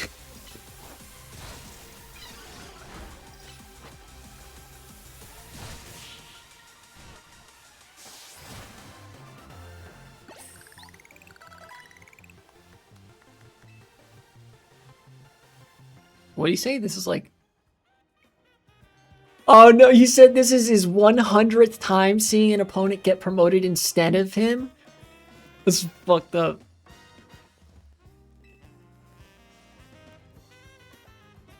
Royal Spanish Academy maintains that the word comes from the Occitan gavache, which with the meaning of person who speaks badly. Peak Spanish moment. That is really funny, but also cool from a linguistic perspective that it has its origins in Occitan rather than le langue d'oui.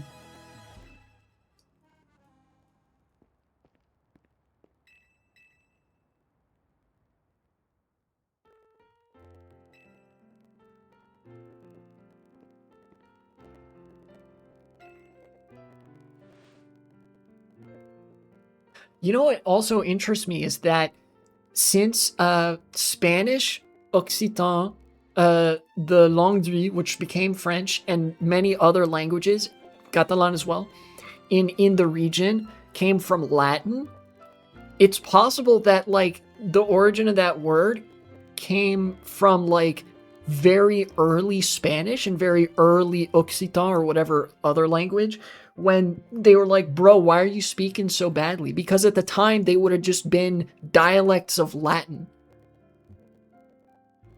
That's interesting to think about to me.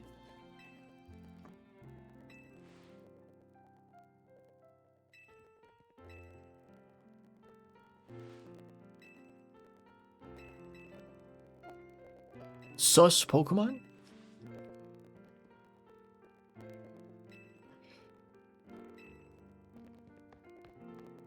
No, she runs like a fucking weeb.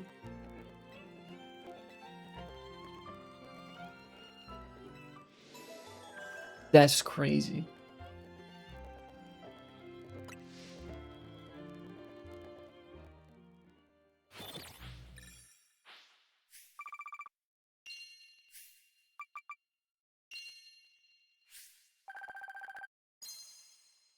Sus?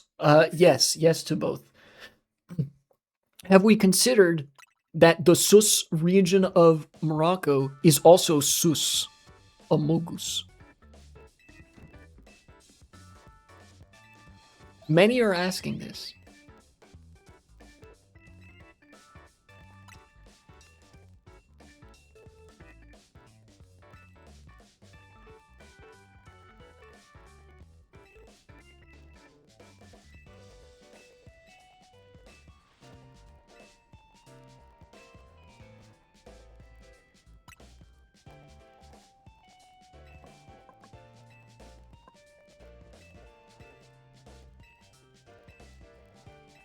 Okay. Dude, that guy is so fucking tall. Hats off? Okay, let me go get a hat.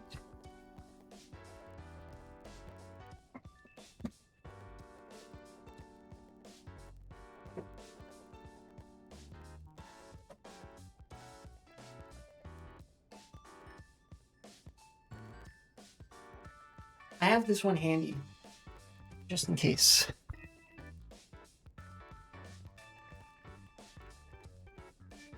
Let's see, do I want to do forwards? Sure. Do forwards. Yay.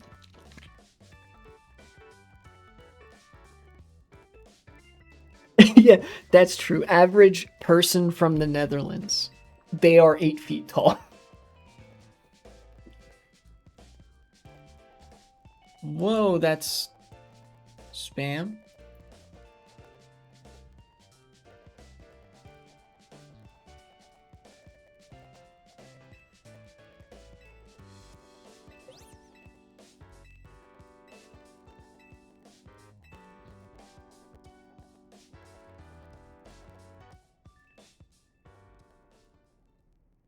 I wonder how I get like better moderation for those cheap viewers chat messages.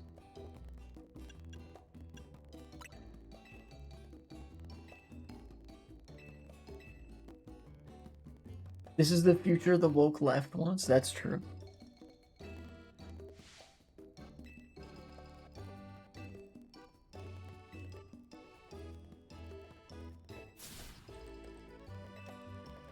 What the fuck did they do to the croissant? They put curry on it.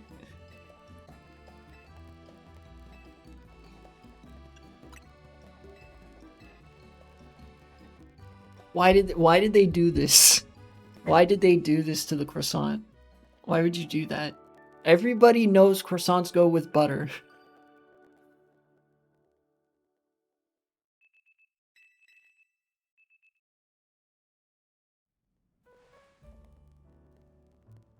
Okay, scripted night skip. Very good, very good. Okay. So, I don't remember. I actually don't remember what level that guy's Pokemon were to know if like I'm the right level or not. Croissants go with melted chocolate. That's facts. You could either dip it in melted chocolate or you could get petit pain au chocolat, which already has the chocolate.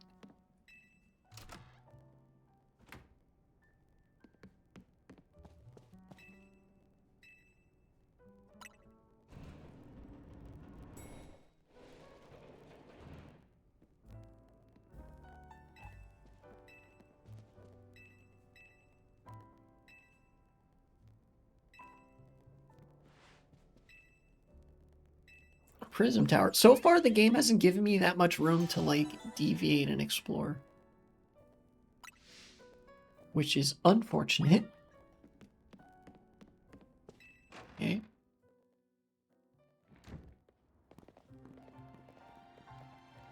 Who dis?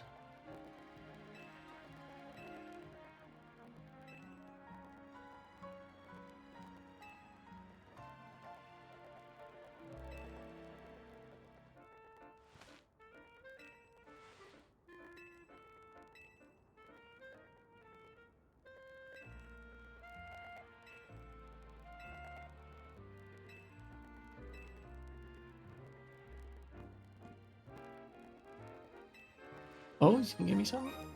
Red Canary plush. I see. Having one of these increases the EXP points your Pokemon get by a little. Oh, wow. Okay, I didn't know that they were, like, doing items like this.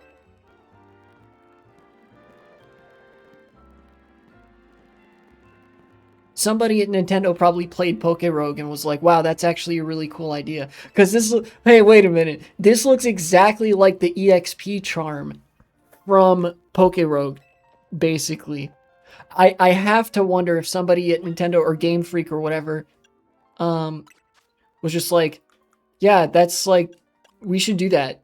That's cool.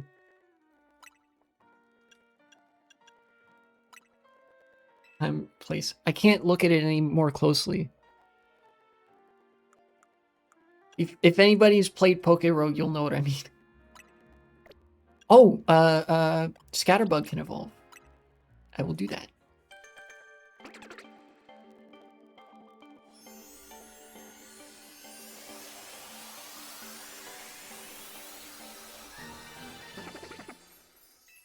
Yay. I think Spupa evolves at level 11.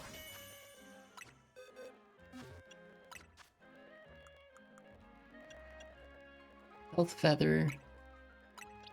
You probably want that for now. You definitely want this. You definitely want this. And you definitely want this. Okay.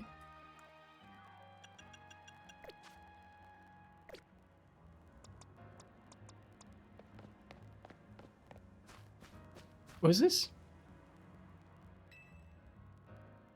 What is that? Oh, Mega Crystals. Okay.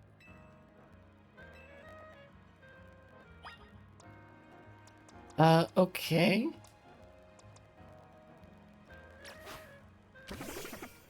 When he says, like, it's easy to do, does... Oh, okay, yeah. It just means, like, any move. It doesn't have to be Rock Smash. Okay.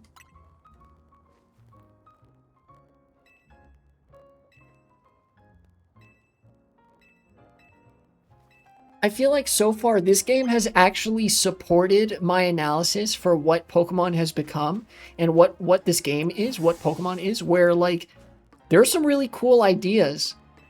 And it's clear that the devs care a lot about introducing new gameplay into this game and making it fun to play and making a good game, like a passion project.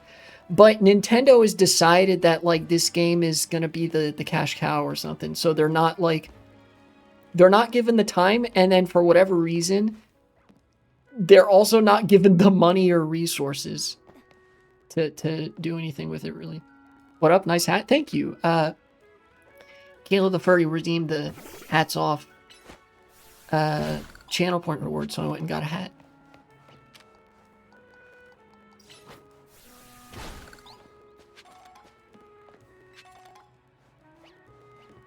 Is that a Master Ball? Why am I on the roof? I guess that's why. Okay. Is there a ladder here? There is. What's down here? Nothing.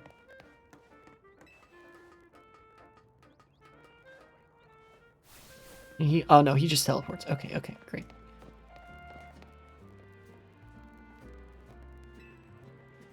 Up here, come on. Yeah, I see you over there. Yeah, so far this game, like, this game does not read like a game that was produced by people who didn't care what they were making. But it does read like they didn't have the resources necessary to see it through. Like, there was, like,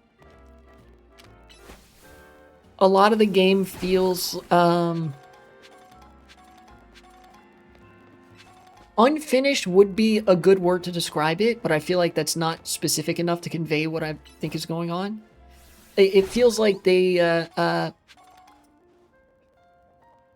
this game feels severely underinvested in for how much the devs clearly care about this game, you know?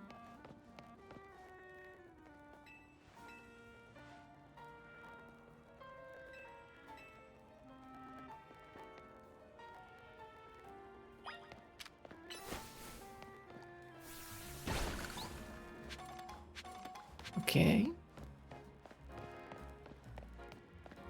We're going over this way? What? Where are you going? Oh, okay.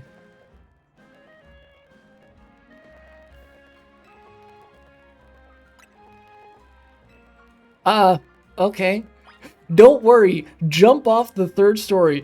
Ah! Okay. I see. Okay. So your phone is also a little, like, drone helicopter. Wow.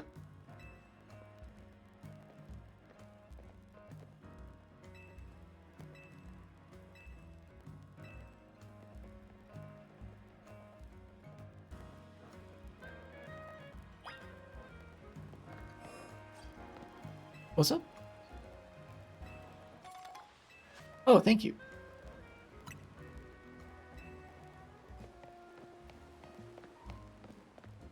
What are these boxes? I always see boxes in video games and think, like, you could probably break these. Oranberry? Cool. Oh, there's a Pokeball here. Give me that. Yes. Okay, there's a ladder that goes up there.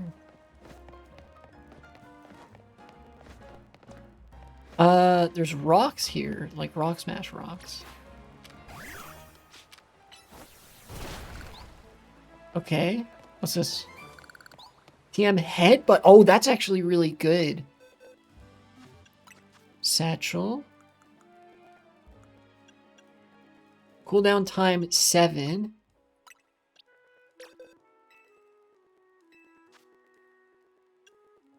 Cooldown time 4.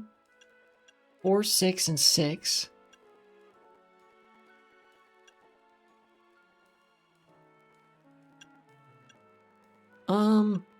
I'm tempted to forget Mudshot because... No, you know what? I think I forget Tackle for Headbutt.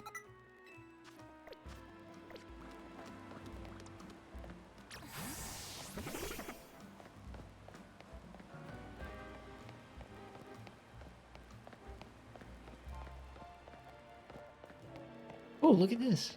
This crystal here. Use Tackle on that. Yeah. Mega Shards. What are those... How do the Mega Shards work? What's this? Any status condition. Okay, so that's like a full heal, basically. Treasures? Mega Shards. Okay. Let me look this up because the game isn't explaining it for me.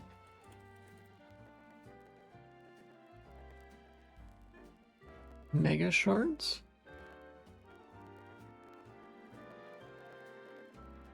Exchange them for various Mega Stones after Mission 10. Oh, Mega Starmie is so cursed. Oh my god. You'll be able to exchange them for various Mega Stones and EXP candies. You continue to progress the story, more Mega Stones will become available. Okay, okay. So they're not useful now, but they will be very useful later, so I'll keep collecting them. Oh, hello.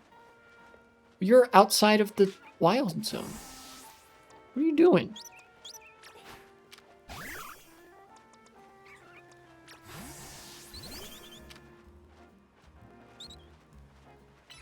Guessing you already talked about the FIFA Peace Prize? I actually didn't. I could talk about that a little bit just as I'm gaming here. Wasn't I does anybody else remember how the right was going on like an anti-participation trophy screed? And then now that like their favorite big boy president gets a participation trophy, they're like, yeah, he did it. He ended 8 wars or something because they don't actually care.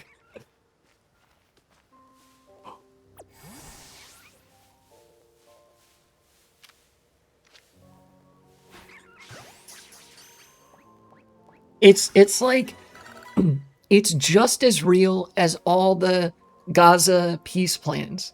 That is to say, fake and gay. That's a bad nature, but it's not like literally the worst, so I'll keep it.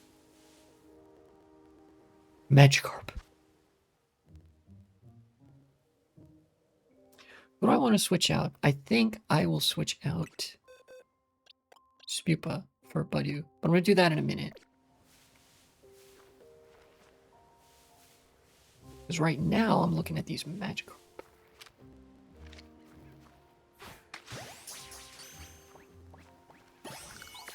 Nice.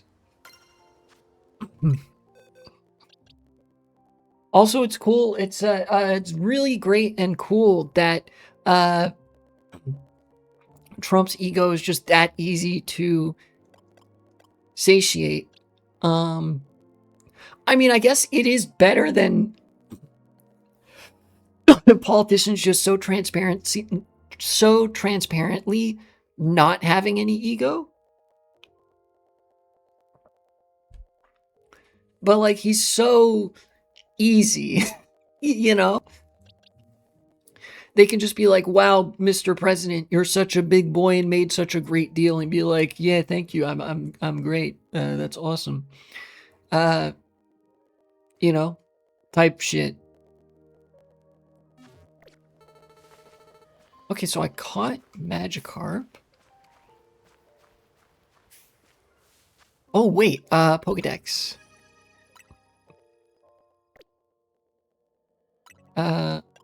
Wait, does it not sort by zone? I guess I have to look at the map for that.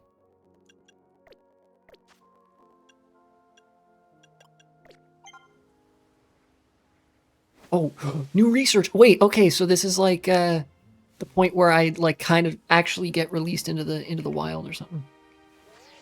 That's not the button I intended to push. That's also not. Okay, so start is the map. So if I hit start,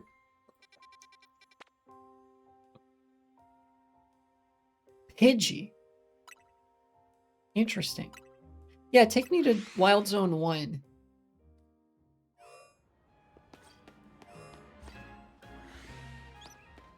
Does Pidgey not appear until later?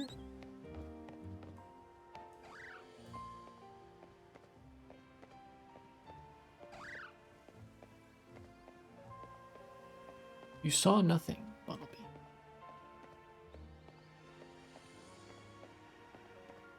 I swear there was no Pidgey here.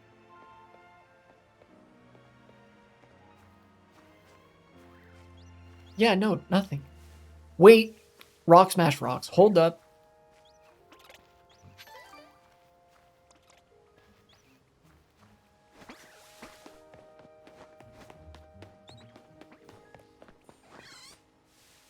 Sorry, Mareep.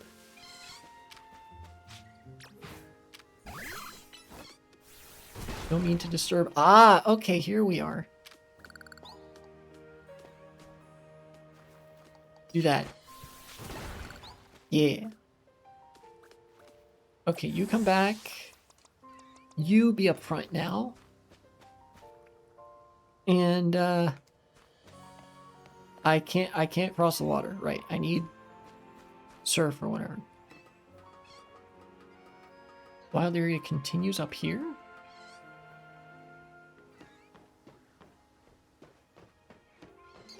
Oh, I see.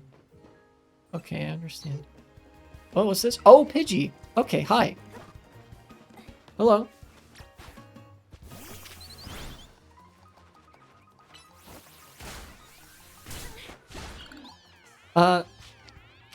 Throw a Pokeball.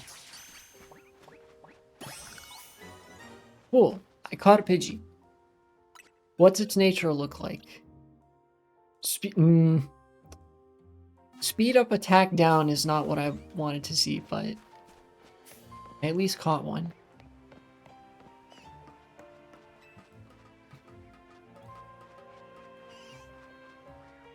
You know what? I can catch another one.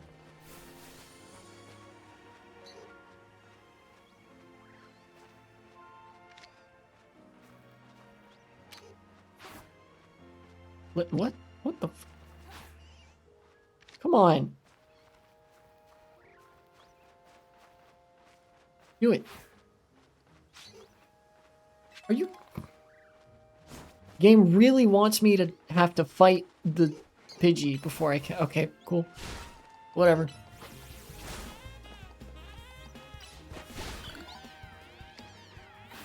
Catch the Pidgey. Very good. Okay. Was this work up? That's pretty good for this point in the game. Boxes. Pidgey, do you have a better nature? Neutral. Okay, I will take neutral nature over that. So, bye-bye. I will release this. Come on. We'll also release you. Here we go. Yeah. Okay. So I have 3 other Pokemon now.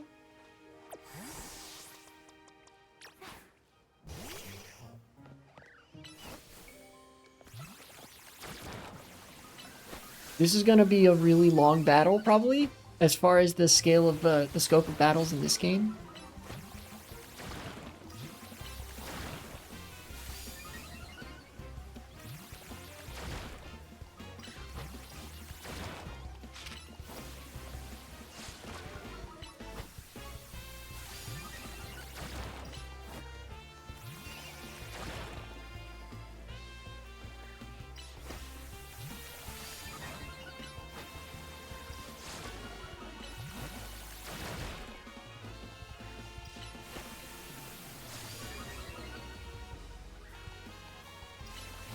Okay.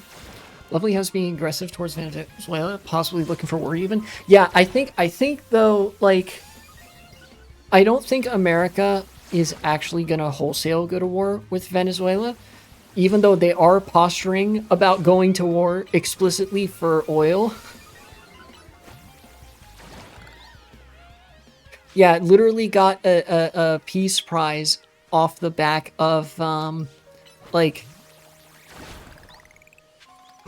destroying random fishing boats and killing Venezuelan and, like, Colombian and other nationalities of fishermen.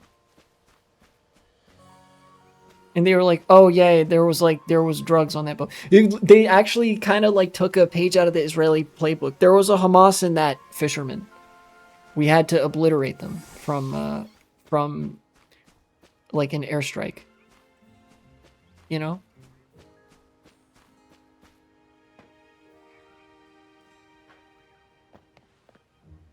Where, let's see.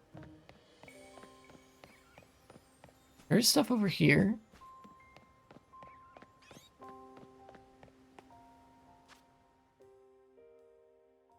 Okay, so I've got all the Pokemon here except for Pichu, which is down there.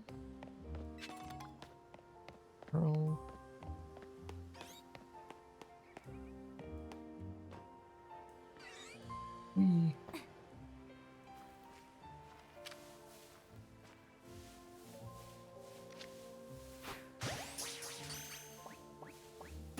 Yay. I did it. I caught all the Pokemon in the first wild area. Adamant. That's unfortunate. That is unfortunate. But I'll hang on to it until I can get another one.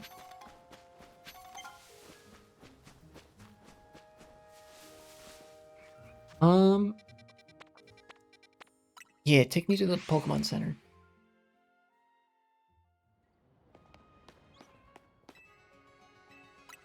Also, the way that drugs come into America is not by like fishing boats. It's by our own intelligence agencies. We smuggle drugs into our own country. That's how they get to America.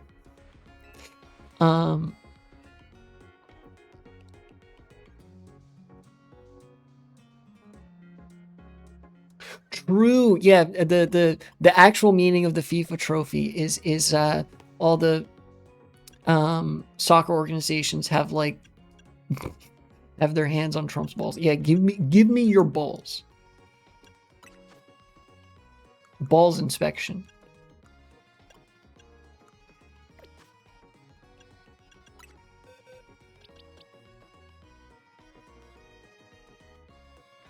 I don't have a grass type, so you would probably, or you, Spupa might get sidelined for Budu. We'll see. I think I actually want to first, I'm getting my buttons mixed up again. First I want to go to, where is, what's her name's, like, research place? Train station.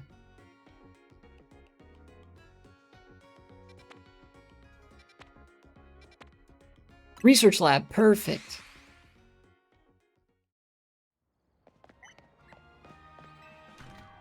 She said she was gonna have some research for me or something? Which floor? Laboratory, please. Item? Give me that. Great ball. That's cool. I guess the director's office where I need to go. Oh, where is she? Oh, she's here. Right, okay. Yeah, what's up?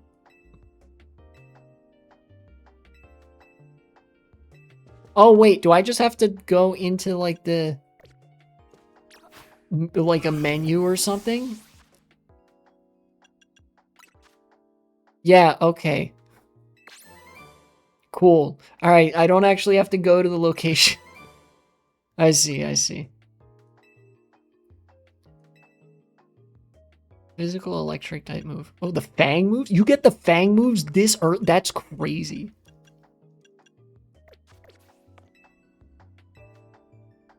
That's actually really nice. This and Legends Arceus actually have systems for incentivizing filling out the Pokedex. You get some cool shit. What kind of TMs do I have now? Mud Shot, Protect, Rock Smash. But work up. Numerical order, please. Where's minus? Numerical order. Okay. Protect, rock smash, work up. You can learn work up. I wonder. Maybe I'll do that? Choose a move, probably Leer.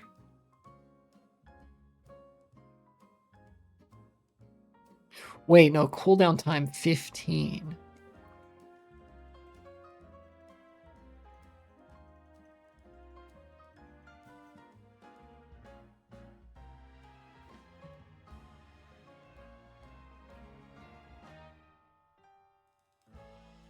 So it feels like they're kind of, with this, they're kind of pushing the meta of lowering your opponent's stats as opposed to raising yours. There's another Pichu. I'm going to go back and see if I can catch it and it not be adamant this time. I would like that.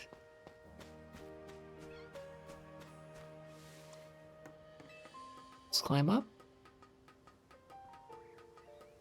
And then I think I want to try to get another Budew that has like a better nature.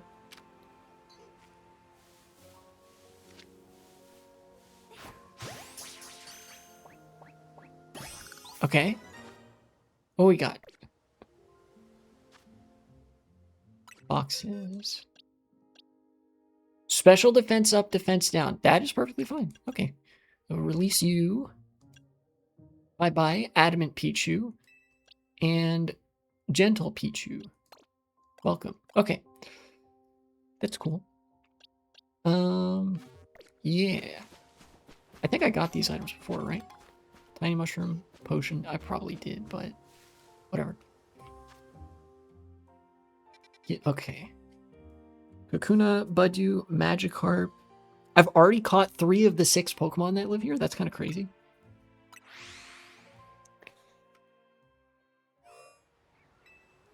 I will enter this wild zone. Thank you. What other Pokemon are here? There's that Budew there again, which I intend to catch.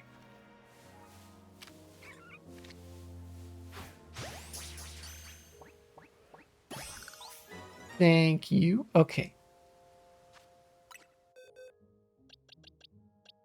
Special defense up, defense down. That is much better than attack up, special defense down. So you will say bye-bye. Thank you. And welcome to the team. Okay.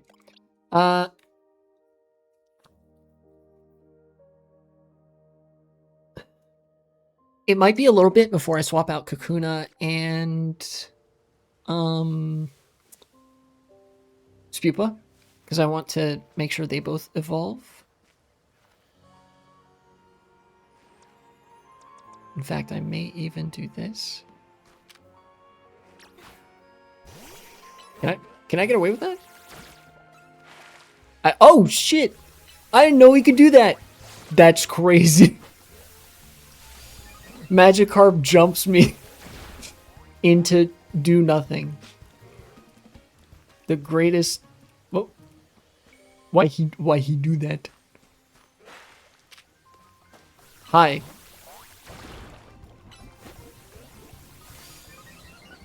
Why are you doing that? Why are you doing this? Thank you. Very cool. Alright. Come back, I guess. He's flopping around. Look, is this intentional? I don't know if this is intentional.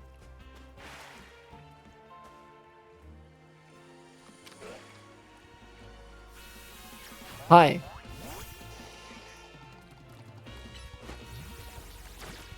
What? Okay. Where's everybody going?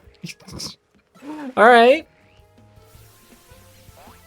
Magikarp jumps me, decides that it's bored, and then just goes back in the water. Okay. I'm gonna go this way. Oh, you know what I could see being annoying in the future? Magikarp might serve the function of alerting other Pokemon. Yep, that you're nearby. I knew it.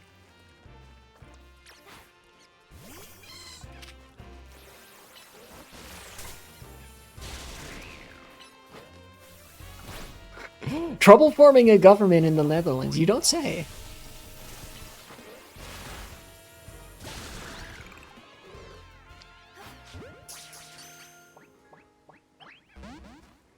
Oh, what?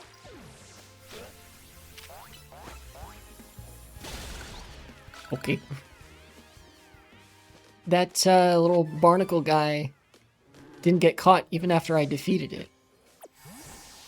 Okay.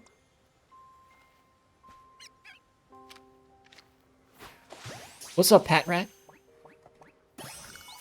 Yeah, it's not all that surprising that the Netherlands is having trouble forming a government. Like I said, like a lot of the parties are kind of I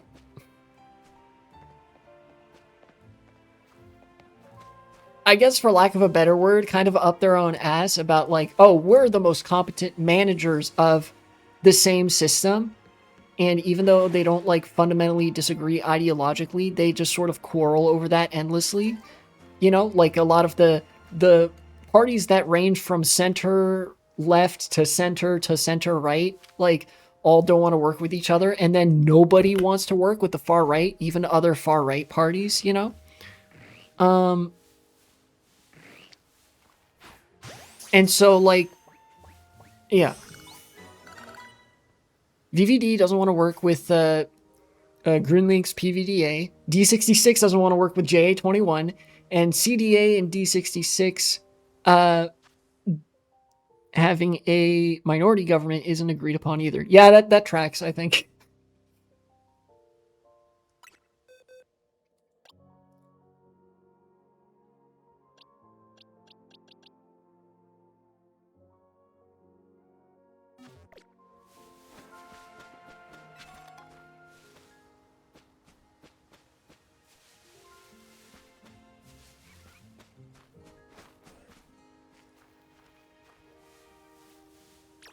I already have a Budu, so I don't need to, I think.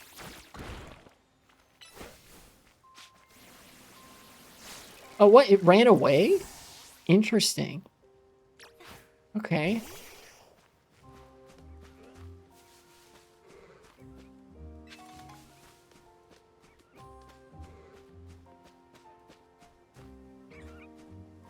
Hello, Budu.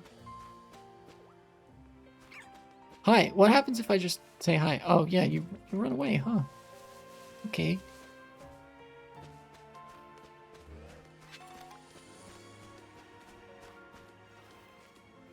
This would actually be a good training opportunity for my own Budu, but I don't think I want to do that yet. Just yet, anyway.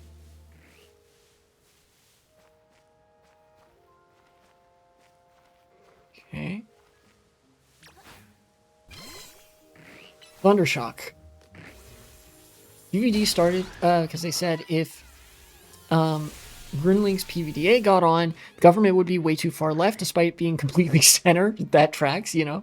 The Republicans do the same thing with the Democrats in America. It's like, oh, the far left has gone too far, and then the Democrats are like, we are moderates. We are moderate centrists. We hate the left, or something like that.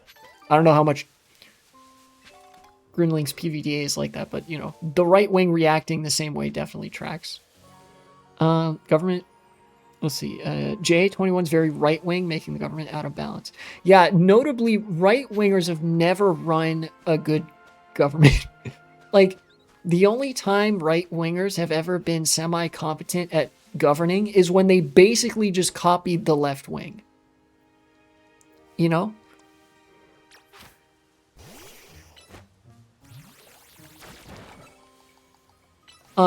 That being like when Christian Democrats were still doing like the Christian Democrat thing and not just doing austerity politics. There, believe it or not, there was a time when they didn't just do austerity, you know? When they did things that weren't just austerity, they kind of had competent governments sometimes. But like now they just do austerity stuff, so they always end up like royally screwing over the government every time, you know?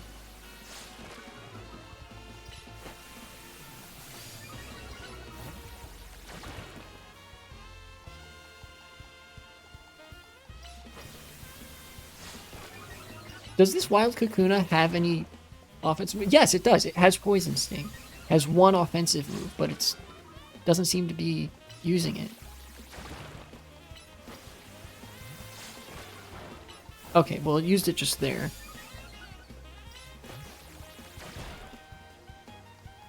I am actually just going to sit here and spam Poison Sting until this thing keels over. Because I want that experience for Kakuna.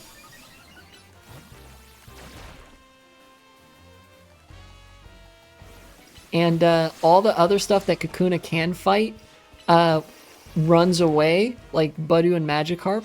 And all the stuff that wants to fight, I would not have a very good time with sending out Kakuna.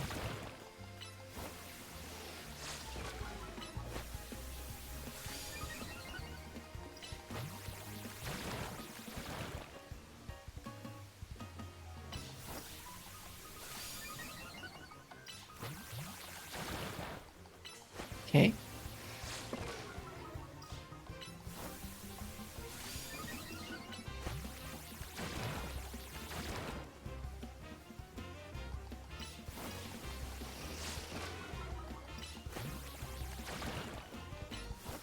I feel like my political analysis of like the Netherlands and Dutch politics is kind of like the same, right? Because like no matter what happens, it's either centrists or like mildly center left people or the far right. And the only non-establishment parties are the far right, who have already destroyed the government several times. And the establishment parties are establishment parties because they kind of like don't do anything.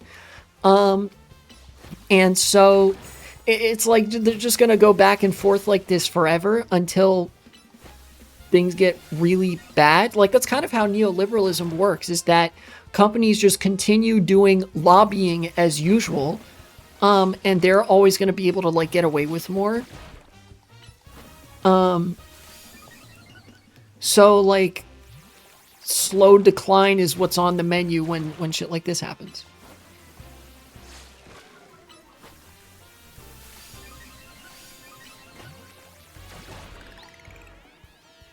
Got 57 experience points from that. Okay.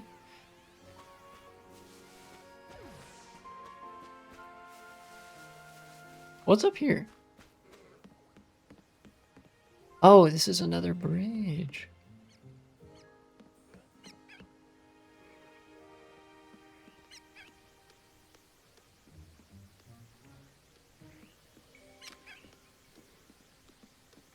Get him. Oh, come on.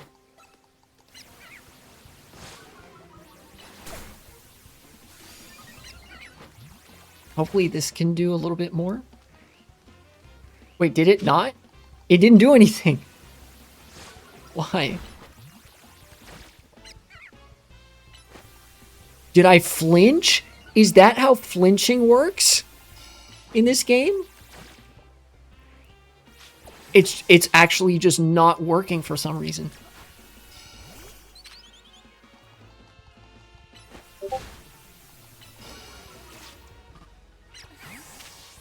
Use Poison Sting, please.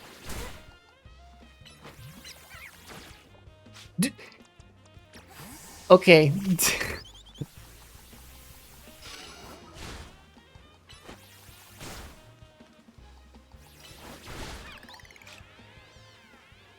So that was not flinching. That's just the game not working.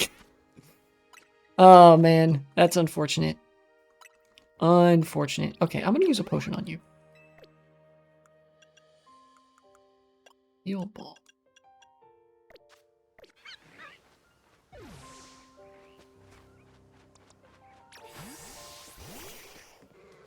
For whatever reason, Poison Sting just does not work right there. Like, it just won't let you use it. which is odd.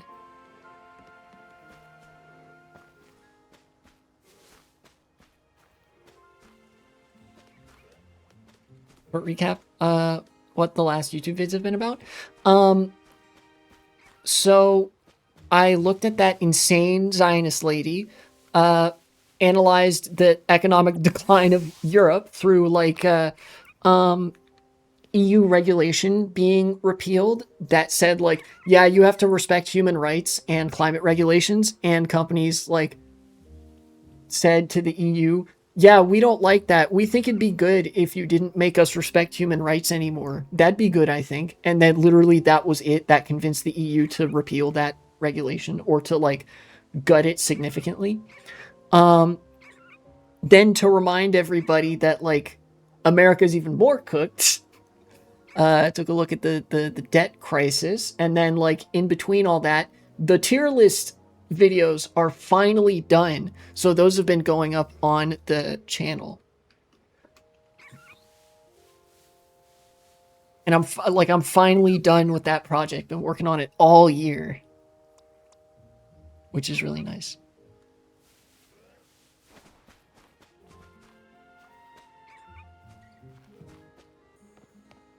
Oh, I don't want to leave there.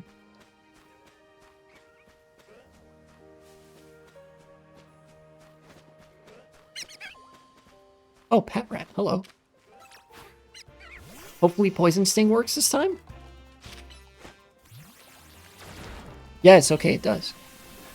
Saw radical feminism, for example. Yes, that one. Those are the feminists whose whole identity is like, we hate trans people because, like, well, trans women especially because, like, actually they're men or something, you know?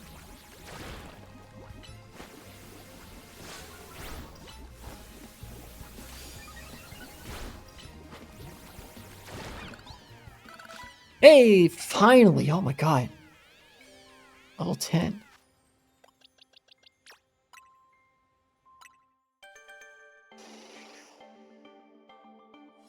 There is a playlist of all those videos.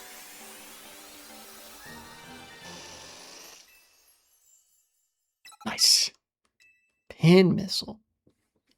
Very nice.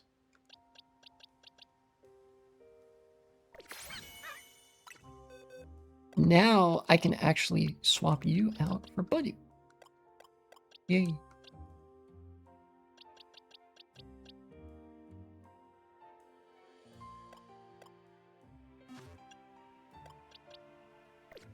Okay. Where is... Oh, yeah. Barnacle thing.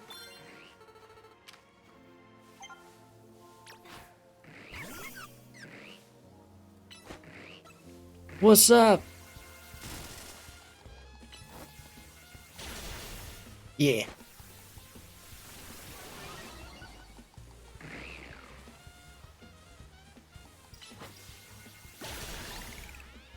Okay.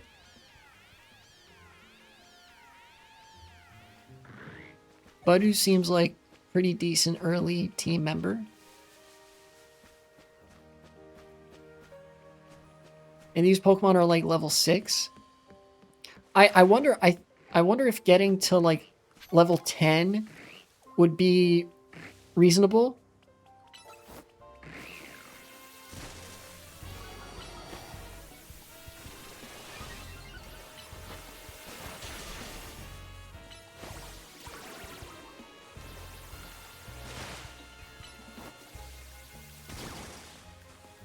Oh, right, that wouldn't affect it because it's already... Silly me. Okay.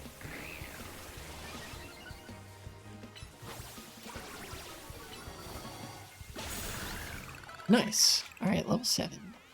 Very good. Ooh.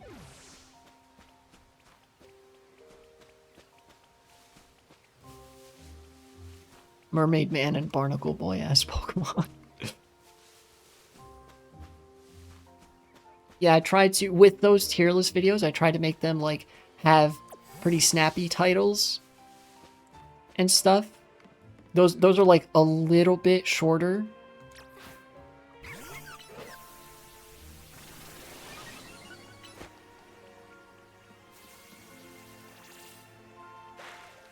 Hello, Magikarp.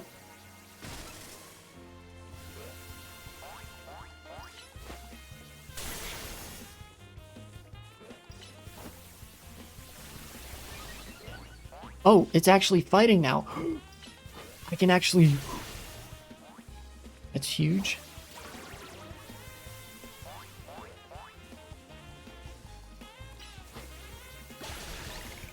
Cool. Okay, maybe it was, like...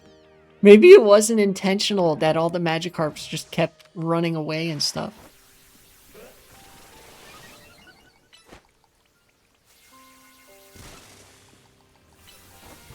Now he angry.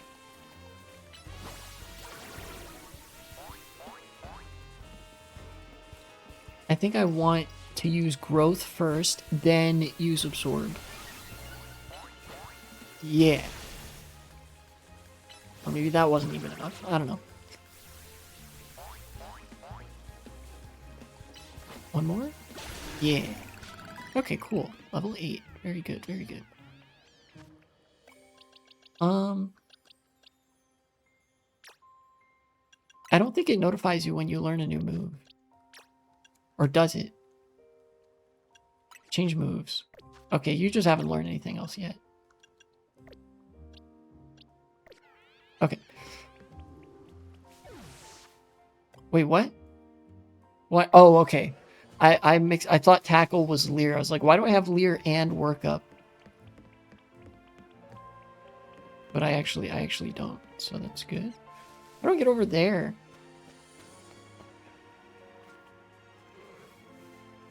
Is there a...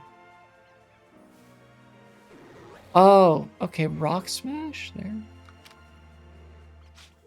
Would I have to... I would have to cross the water for that. Oh. Yeah, there's no entrance over there.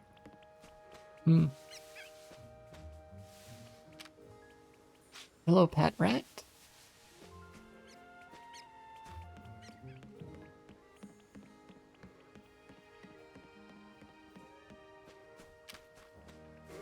Fish! Magikarp! One last hurrah or something. What's up? Use the...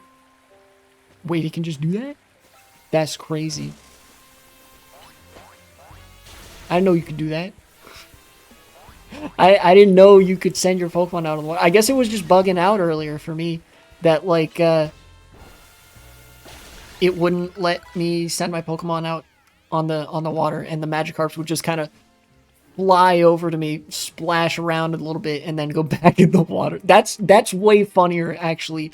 And, like, makes more sense in terms of the Pokemon world than, like, them trying to battle you. Is just jumping out, splashing around, being like, yo, what's up? And then going back in the water, forgetting they did it, and then doing it again. I don't know, I kind of like that.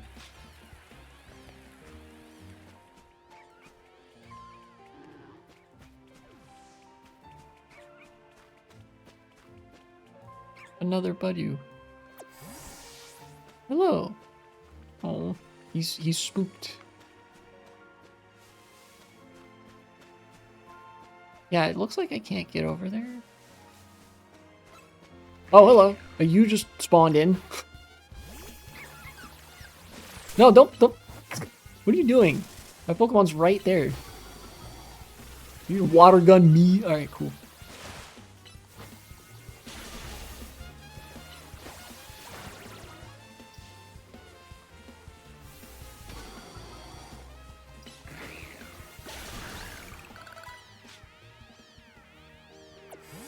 For this level, that's actually significant EXP. I'm gonna fight this one and then probably be done. Maybe I'll set the objective to get Spupa to level 11. Maybe I'll try for that. Because I think Spupa evolves into Vivillon at level 11. If I'm remembering right.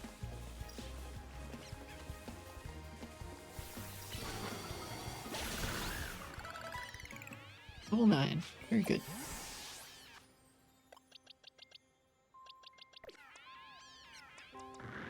Oh, hello. You're gonna come down here? Am I gonna have to fight you up there?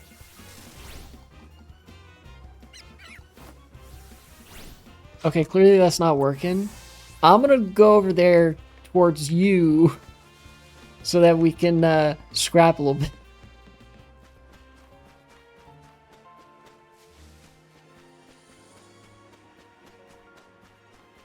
Excuse me.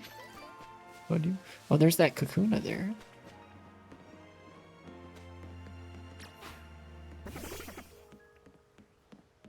Pat Rat, where'd you go?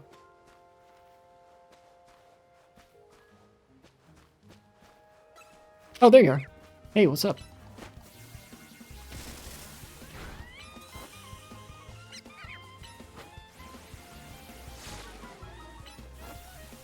Oh, you have to time protect. Okay, that's interesting.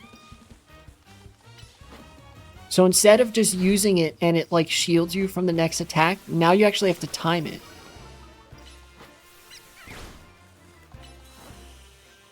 Do something. Or not. Okay. Well. See, I thought I had the timing there, but evidently not. No, don't hit the tree.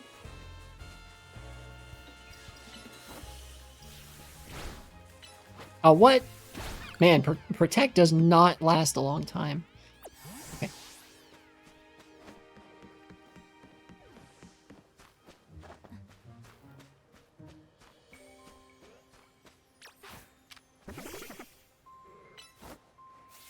What's up, Kakuna? Get him.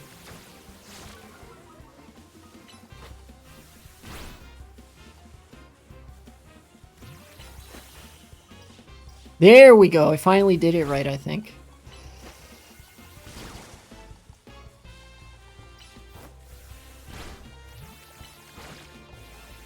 Oh no, wait. What's happening is just he's got the glitched poison sting now. Where it's like every time he shoots a poison sting, it just hits the tree. But every time I use tackle, it can hit him. This is actually like kind of broken in the sense that I don't think it's intended to work this way.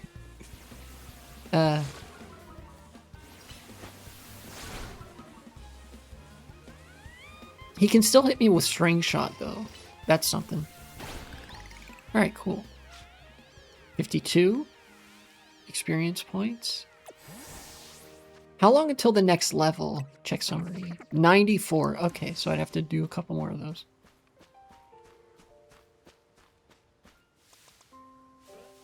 I could probably fight this guy.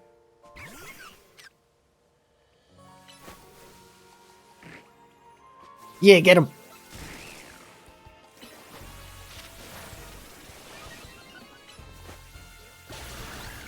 Nice. Having a grass type when there are water types around is really nice, as it so happens. I'm going to fight the Magikarp. I'll fight you.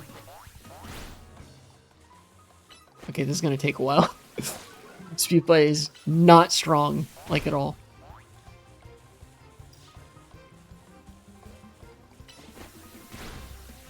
But luckily, Magikarp are just free experience.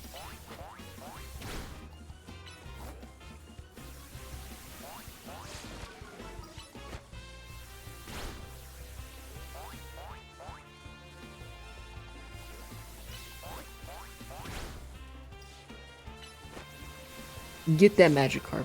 Get him out of here. Oh shit, he climbed the mountain. He's climbing.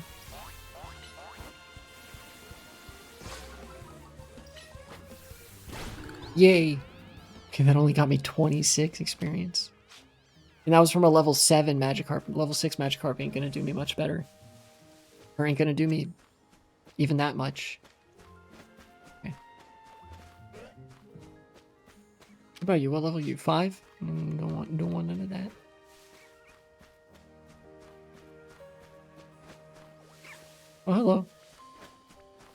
Badu.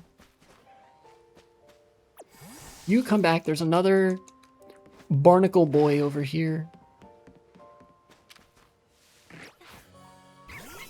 So I will go on the attack.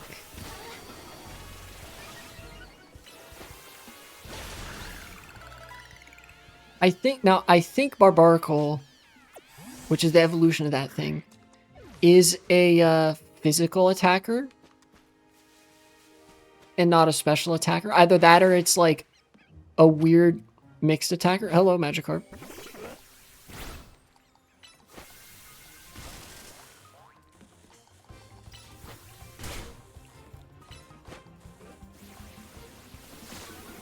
I guess another one of these. I don't think I'm going to use it as my water type because I have Totodile. But I do want to try to do some of the like research objectives and stuff because there are cool rewards that you get for those. Like if I can get the 3 Fang TMs this early in the game, that is pretty damn good. Ah, so close. Okay. I think one more, if I fight one more Magikarp, that should do it. Hello. Where are you going?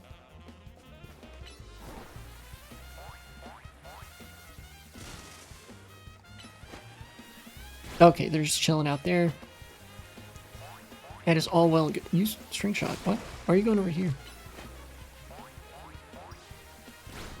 Okay. I don't know why it backed up so much.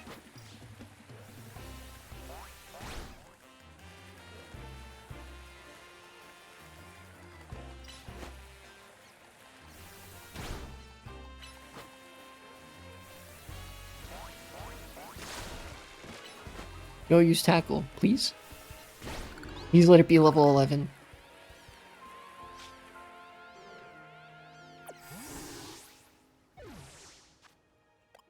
It's not? Is it level 12 or 13? Is this a new game, by the way? Yes, this is Pokemon Legends ZA. I have to double check this. What level does Spupa evolve?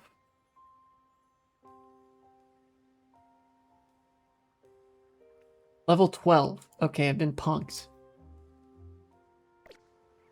Well, I guess, actually, since I've caught all the Pokemon that I can from this area, I haven't even seen the other one. I think it's over there.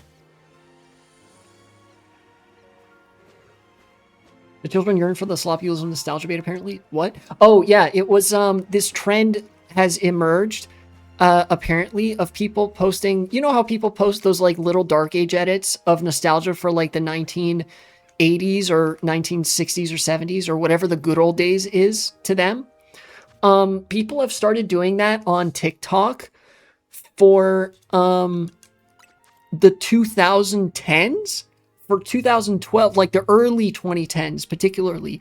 And I wanted to comment on that because a lot of like modern fascists will do the thing where they're like, oh, remember the good old days, whatever. They post a little Dark Age edit and it's the 80s or it's the 60s or 50s or whatever, return with a V.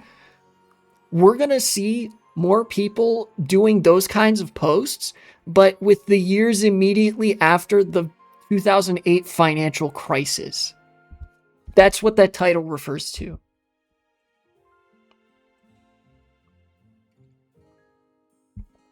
So that's what that means.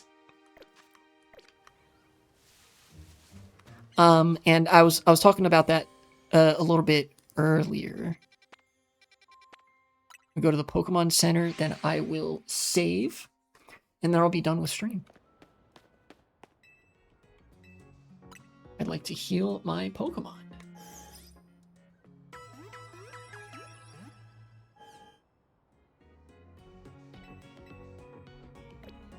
I am all good.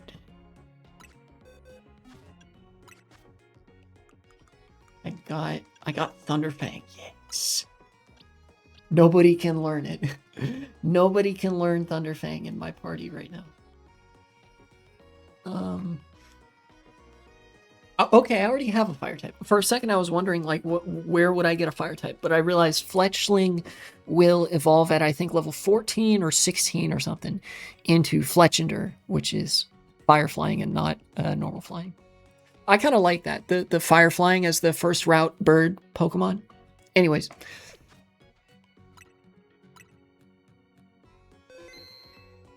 That's all for me for now. I'm gonna go raid somebody. Thanks for tuning in, everybody who watched.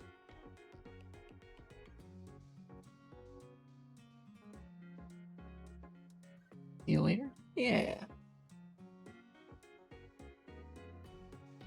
Oh yeah, I forgot even to mention that Jasmine Crockett is running for Senate. She's like a relatively well-known politician in America. I might raid Hassan. We'll raid Liv Agar. Maybe? Let's see. No, she like just started. She hadn't even started yet. Okay. All right, it's Hassan time. Since nobody else seems to be live.